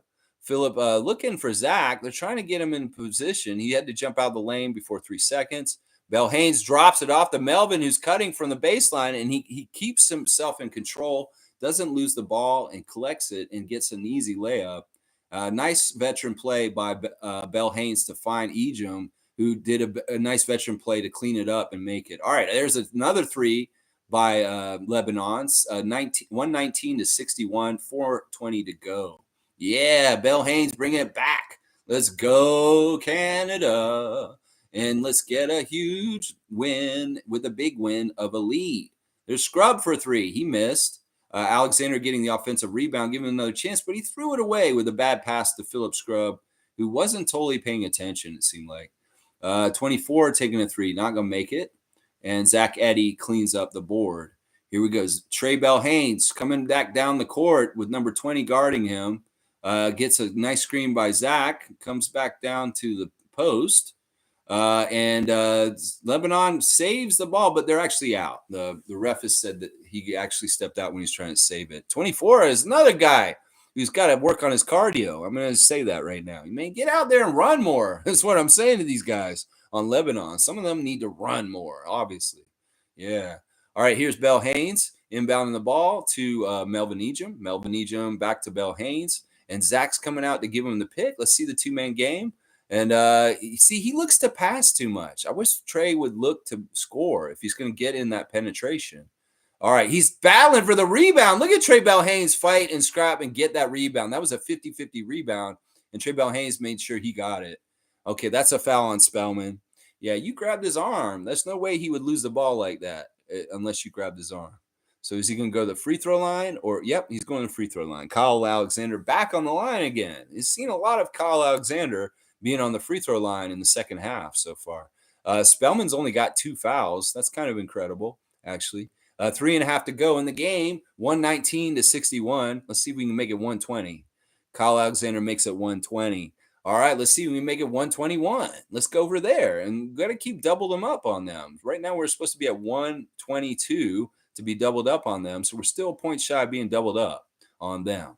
We need to double up on them. So we need one more point at least and not let them score anymore. Look at that. This guy was cherry picking. He is way down the court, and they just inbounded. They did a total cherry pick. That's on Trey Bell Haynes. He should have been watching when the guard was back. He should not have let them cherry pick like that. All right, here we go. Bell Haynes into Zach. He gets it clean, and he throws a monster jam down on like 2 of them. Yeah, that is the future, baby. I love that. Zach's 5 for 5, guys, with 10 points. Amazing good stuff from Zach. He hasn't missed, and some of those have been really nice little hooks. All right, Spellman with the move. He gets fouled, and he finishes 65-123 Canada. That's right. We've got about a 60-point margin. That's probably where we're going to end up, is right around a 60-point win. Yeah, that's a nice jam by Zach. He went up strong, and he took some contact from that one player. He kind of hit him in the face on the way up. A little dirty. Little bit of a dirty play there. Let's see. Kareem saying this is flat out embarrassing, throwing the damn towel. It is embarrassing for Lebanon to a degree. It is embarrassing. Yes, 123-66. Under 3 minutes to go in the game. Trey Bell Haynes operating at the top once again. And here we go. We got Melvin Ejim back to Trey Bell Haynes. He's got a little crossover. There's Melvin wide open for a 3. That crossover made Melvin wide open. It really was a direction by Bell Haynes, the way he moved them, and then he hit Melvin and got that shot. Of course, Bell Haynes and Melvin have played a lot together. The Lebanese crowd is still cheering on their team, even in this futile game for them. They're still showing a lot of passion and support for their team in losing. All right, here we go. Trey Bell Haynes is looking to feed Zach, but the guy fronts him, and it's too late. But we're kind of scrapping for it on the floor, but he does get it out of there, and they got another basket in transition real quick because the guards aren't guarding right. Trey Bell Haynes and Phil Scrubb. Honestly, I'm not impressed with Scrubb right now. He's not playing very well for getting so much minutes. And in some ways, if he wasn't so experienced as a Team Canada guy, I would be like, man, why is this guy on this team? All right, Trey Bell Haynes goes up and he loses the ball, and they're coming back, and more transition points for Lebanon. But they missed an easy layup. Oh my gosh, they had a wide open layup and the guy missed it. It's so funny. Here comes 24, who needs cardio. Here we go. All right, we got the ball from them. It looks like they're gonna call a foul though. Yeah, Hawk, man, are you like coming from like the LA Fitness of Lebanon? Is this guy like seriously? Is this guy really a professional? Because he seems like he might moonlight as an accountant or something like that. I don't know. He doesn't look like a professional player to me. Yeah, let's see. Cowboys saying, good morning, Granny Swag. Let's go. Yeah, good morning to Granny Swag. Spellman takes a shot. He misses. Zach cleans it up. Yeah, get that ball to Bell Haynes safely. Bring it up the court. Bell Haynes got fouled. Is an intentional foul by Lebanon on number 7. Let's see. G-San, I didn't realize SGA can defend like this. Yeah, he was really good in these FIBA games at like making the ball, poking it out, and getting like quick steal dunks. Very much like Gary Trent Jr., that kind of stuff. So, yeah, he's done a really good job so far in the friendlies. And in France's game, he had a couple of them too. He did have one in this game too. All right, good. Come on. Belhane's attacking. He passes it out. See, whenever he goes to the basket, he's not looking to score. He's looking to pass every time. There's Zach. Perfect. 6 for 6. He's made another one. Zach Eddy has got 12 points. 128-70. And it is under a minute to go in this game. They like to run the clock in FIBA, so this game's going to be over very, very shortly. They don't like taking a lot of timeouts in the last minute, and there's not a lot of stoppage of play and all kinds of weird stuff. This game will be over very shortly. It's not an NBA game, so we won't see that kind of stuff. Kareem saying, okay, Canada, take the starters out. Let Zach cook. Yeah, he has been cooking, Kareem, and I love it. I know the comments from way earlier. Isaac saying, congrats, balloons for your Aaron Baines year. Oh my gosh, I'm not using this as my Aaron Baines year. I don't care if he wore 48. This is my Eddie Murphy year. It's officially my Eddie Murphy year. I'm not going to recognize Aaron Baines as being my Aaron Baines year. Last year was my Kurlenko year, my 47 year. But this year is my Eddie Murphy year. I'm going to go out of the basketball world and just say 48 hours and Nick Nolte and Eddie Murphy. So this is my Eddie Murphy year. No, I'm 48. I'm not going to recognize Aaron Baines like that. All right, they're about to win. Phil Scruggs dribbling it out with 15 seconds to go. Yeah, good job, Canada. I'm not as hyped up as I was when we beat France, but this is important and good. So the final margin, 128-73. What is that? That is like 55 points. So we beat them by 55. That's the final margin's 55. That's not bad. That's still not bad. It's not the 60 we totally wanted, but that's still not bad. All right, Trey Belhanes talking to one of the players from Lebanon at the end, a little special moment, and they're doing the daps and the lineups at the end. Very good game, good competitiveness. SGA smiling at the other team. This is kind of a joy for these guys. They'll always remember getting to play against high caliber players like this at FIBA World Cup. It's the memories. Kyle Alexander with a big smile. Good to see Team Canada happy and winning. And of course, we knew this outcome was going to happen this way. The final margin, 55-point win for Canada over Lebanon right now. I love this so much. This is fantastic stuff. So good. All right, let me get to I'm going to try and go look at the other games for FIBA and how they went down today, just real quick. Yeah, there's lots of clapping and good stuff going on there. And let me read y'all's rest of the comments too, for sure. I got to make sure I got to do that. Infamous is saying, I like how Kelly was bringing the ball up the court like a point forward. I like the coaching style. So that's the part you're talking about. Because Kelly was actually doing point forward stuff.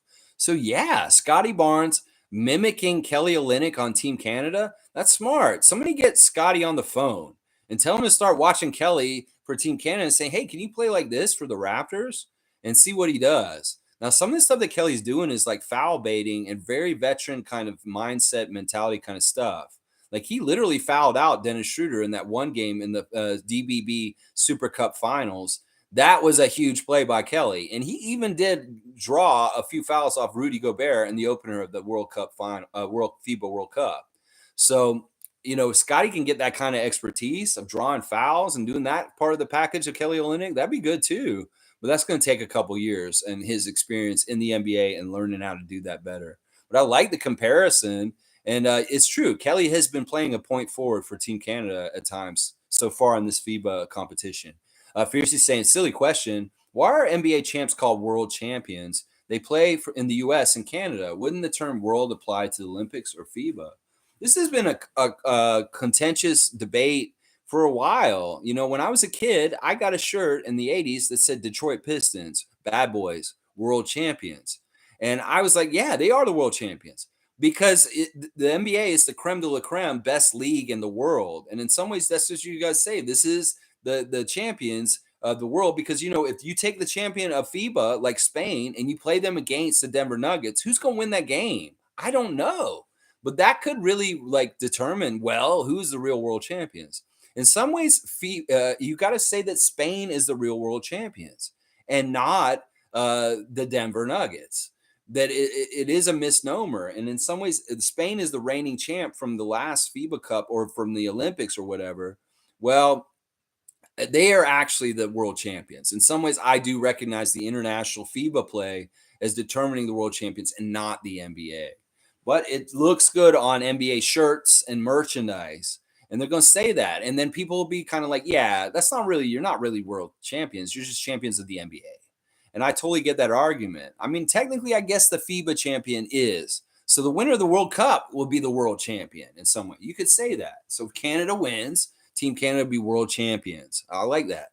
Cowboys saying that dunk. Wow, SGA. There were a lot of good dunks in this game. Get to see everybody. There's going to be good highlight clips from this game. There's going to be a lot of fun stuff. They're putting Nickeil Alexander-Walker on blast right now on the screen with 12 points on 4 of 7 shooting. Yeah, he was very good off the bench. He's been really filling that great, solid, both guard backup kind of role, scorer off the bench, getting points with the second unit. He's kind of their best scorer in the second unit, and they rely on him just like SGA is relied on in the first unit on Alexander Walker. So, yeah, I like that. Yeah, G saying, yikes, Canada just dunking all over them. And they're just not running back. Lebanon at one point got gassed, and they just could not keep up with them. Evelyn's loving the score, and it's a good game. They're totally done. Game over. Blackhawks had 50-point lead, got me doing the Tootsie Roll. Let me see that Tootsie Roll. That Tootsie Roll. I remember that song. Canadian Cowboys laughing at RJ Barrett. G saying Canada's still out hustling even with this lead. Yep. I think Lebanon just had to give up at a certain point. G saying the first star is Jordy. These rotations and plays are golden. I love that point, G. And you know what? I won't disagree with you. Jordy did a really good job today because in some ways the game was going to be won any which way, but the coach had the chance to do different things in rotations, and he was experimental. I love how much we saw Zach today. He really, really was very impressive, being perfect from the field and being, a presence in the paint. When he was out there, they weren't doing nothing near the basket. After that, the whole around there shut down. There was nothing they could do around there at all. Holy crap. So good. All right, hang on. Hang on. Let me just make sure I catch everyone. All right, here we go. Dana's here. Good to see Canadian Dana. She got in here in time. Good morning, everyone. Good morning to you, Dana. Always good to see you. Kareem saying to the left, to the right, to the front, to the back. Now dip, baby, dip. That Tootsie Roll. That Tootsie Roll. Cowboys saying Canadian Dana's in the house. Let's go. We got our Canadian contingency. Canada is won. Full effect. Canadian Cowboy, Canadian Dana, Canadian Kareem, Canadian Fiercey, Canadian Infamous. That's right. We're all in the house. Canadian Dog Pound. That's right. Let's see. What is worse, Scrub or Grady's last name? Put them together, Fiercey. Ah, that's a shower. Ah, oh, bad jokes. I don't know. I think growing up with those names, you just become tough, just like that Johnny Cash song. Yeah, you made that boy tough when you named him Sue. That's right. Infamous saying, would you rather be a scrub or a dick? I'm sure they have heard all the jokes about their names. Yeah, seriously. Cowboys laughing at Fiercey's comment. I don't want to scrub TLC. What? You don't want no scrubs? Scrubbing down, do nothing for me. Hanging out your passenger side of your best friend's ride, trying to holler at me. Yeah. Dog Pound saying, are you guys winning? I don't know, Dog Pound. You go look at the box score and you find out, man. Quick Takes saying, lunch on me. Happy birthday weekend, my guy. Thank you, Quick Takes, for the birthday present and the super chat. Awesome. So awesome. Thank you for the first super chat from NBA Quick Takes is what it's saying here.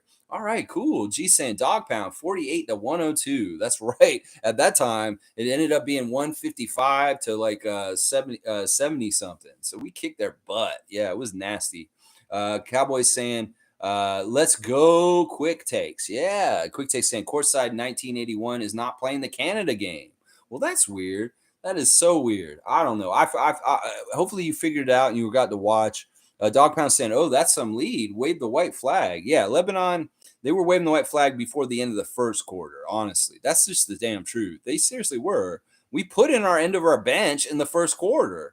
G saying, whomever wanted a 60-point lead, you may get your wish. We got 55. 55, I'll take that.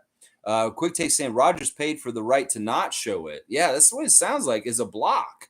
Nice block by Rogers to try and block basketball from taking more prominence over baseball or hockey.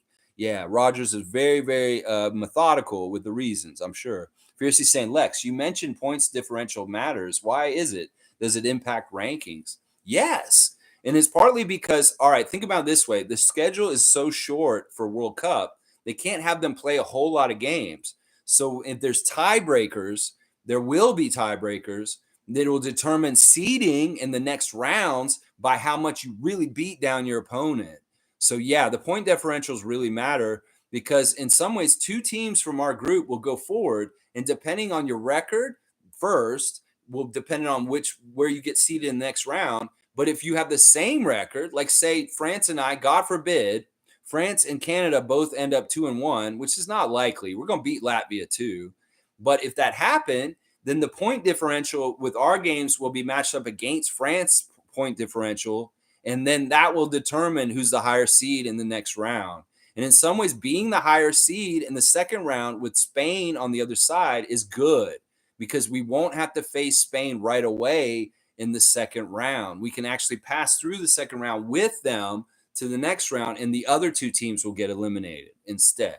So there's all kinds of advantages to piling on the points thick and beating them real, real bad. It really is for tiebreakers in point differential, and they will be tiebreakers like crazy. It's not like a Atlanta Hawks and Toronto Raptors thing at the end of the season with the season. No, there's so little games. There's ties all over the place that get broken by point differential. So it's absolutely essential. And also, the way we beat them in these games matters. Now, they're saying this is the largest margin of victory for Canada since 1986 when they beat Malaysia by 90 points. They tied beating Jordan by 55 points in 2019. So 55-point margin's huge. And this will really help Canada. We honestly knocked it out of the park 2 games in a row. We blew out France, and that's like a grand slam home run using baseball terms against France, and then beating them, Lebanon by 55. That's exactly what we needed also. So 2 hugely successful games for Team Canada so far at FIBA World Cup. 2 hugely. All right, let's see. Quick Takes has got all the emotes on. He's got Messiah on blast, Grady, myself, and Mo. I love it. These emotes have been so awesome since Tom added them last week. Thank you, Tom Duke, for your work on this channel. And it's a fun surprise to see Masai Ujiri here in one of them this morning. G saying, alley-oop, Canada playing a team game and uplifting each other. Yeah, they really look good and in sync and playing smart. Jordy's got them organized right. The defense looks right. The hustle looks right. The effort looks right. And then the offensive talent and everything else, it's just overwhelming. They can't do nothing. I love that they're interviewing Bell Haynes after the game, and rightfully so. In some ways, he may have been their leading scorer today. I'll have to see the box score and find out for sure. Let's see. Kareem Thomas saying, out of my 39 years of existence, I'm really happy that Canada's men's basketball can finally produce a good product for the world to see. I'm hoping everyone comes out to play in the Olympics. I really hope we make it. We got to make sure that happens first. It'll be a real disappointment if we do so well early in this and we do not actually make the Olympics still. Nothing's guaranteed for us. And like Jordy said, we haven't done shit yet. We still have so much work. And in some ways, I've heard them describe these games as being 5 game sevens right in a row. And I think they're exactly right. They got to treat every single one of these games, no messing around, all business, and do their best because these games really do matter. And they need to do overwhelmingly well because the competition is stacked against them. They're competing with the U.S., and the U.S. is just the best in some ways. They have just the most talented, best team. And we want to rival them as the most talented, best team because we can. Yeah. Cowboys saying steady Eddie. That's right. Zach caught a body. He did catch a body. It was very fun when he dunked at that one monster jam there. That was good. Fiercely laughing at Cowboy. Cowboys dapping. Isaac saying SGA. Yeah, man. Cowboys saying, let's go. Yes, sir, G. Let's go, Canada. And G saying, Isaac, good one. Dylan Villain, Steady Eddie, SGA.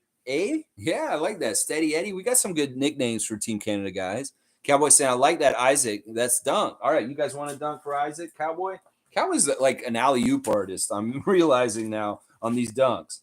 I think Cowboy is throwing dunks, alley-oops for different people to get dunks. So Isaac's getting a dunk.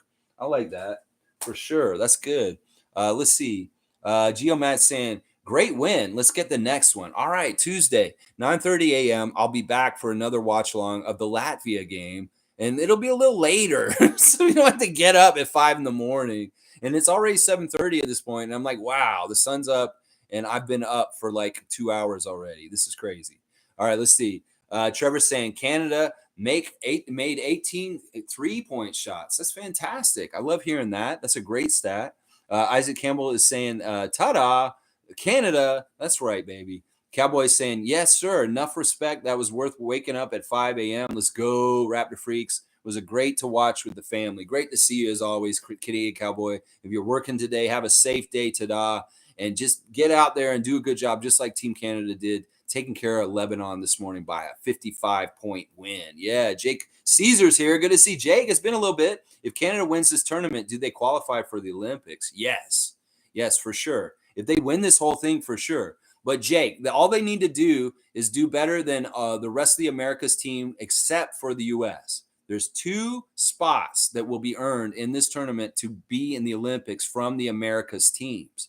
So there's 7 teams from the Americas competing: U.S., Canada, Venezuela, Puerto Rico, Mexico, Brazil, and the Dominican Republic. So Canada has to be better than Brazil, Mexico, Dominican, Puerto Rico, and Venezuela. And the U.S. probably will get that other spot. But Canada wants to be that other team standing next to the U.S. that's in the Olympic qualifiers. So we don't actually have to win the whole thing. We don't actually have to go all the way or get really far. We just have to survive longer than the rest of the teams from South America and Central America in the Americas.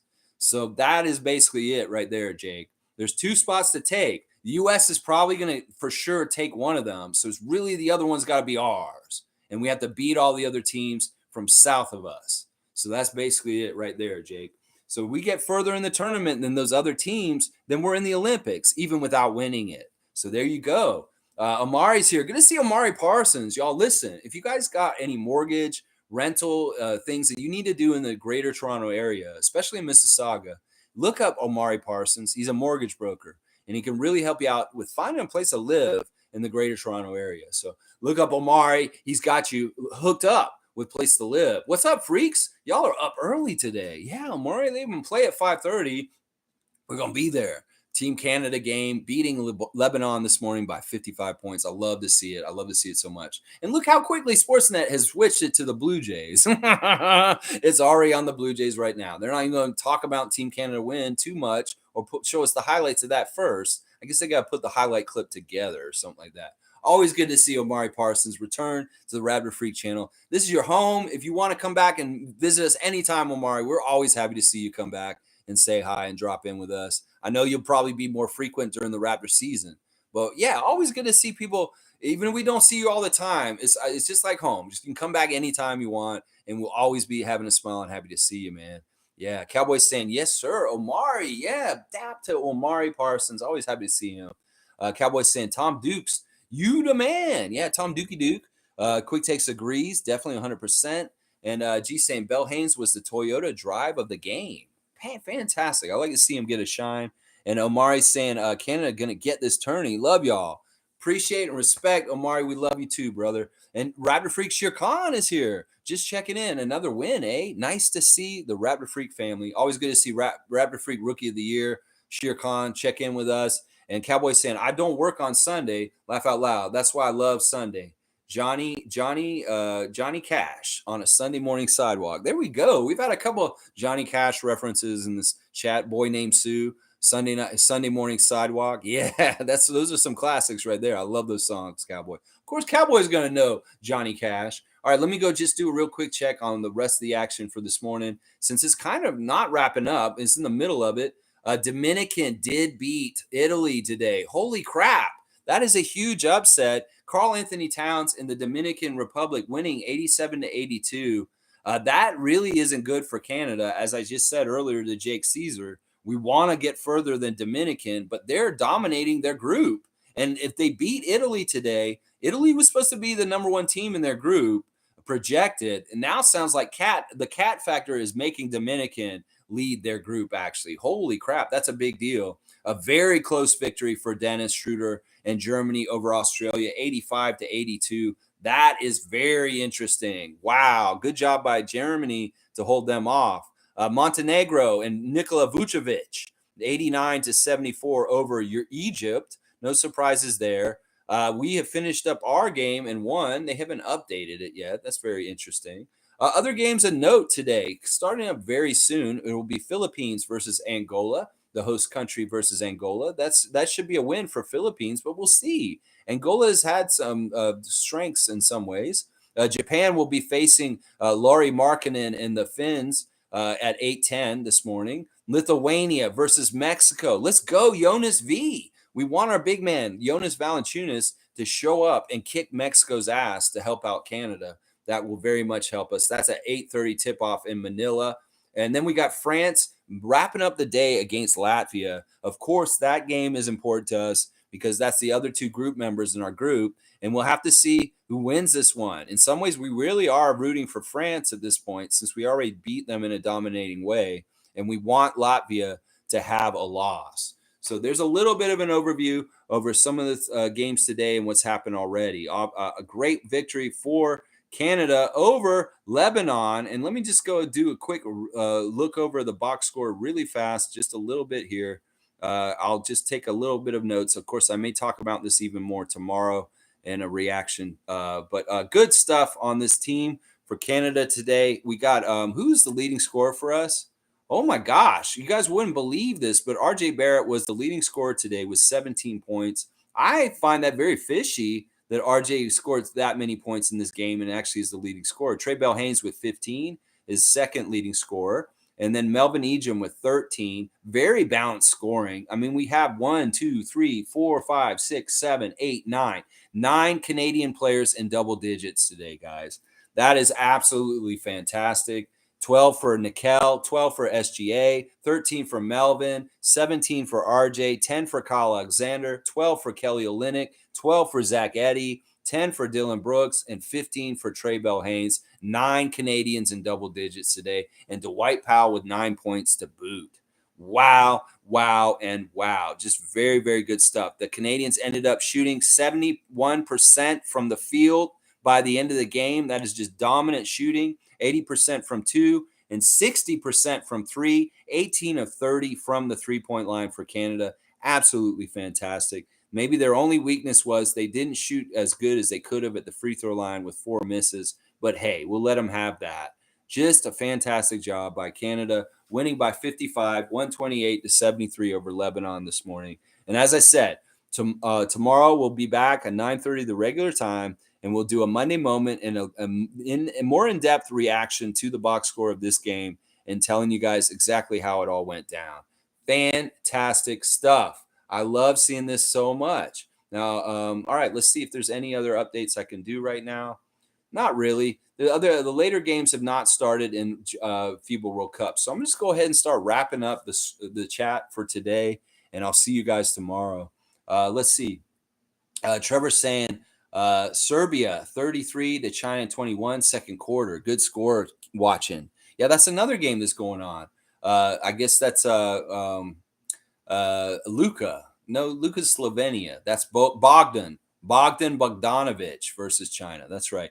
Fiercey saying, thanks for the points differential explanation. No problem, Fiercey.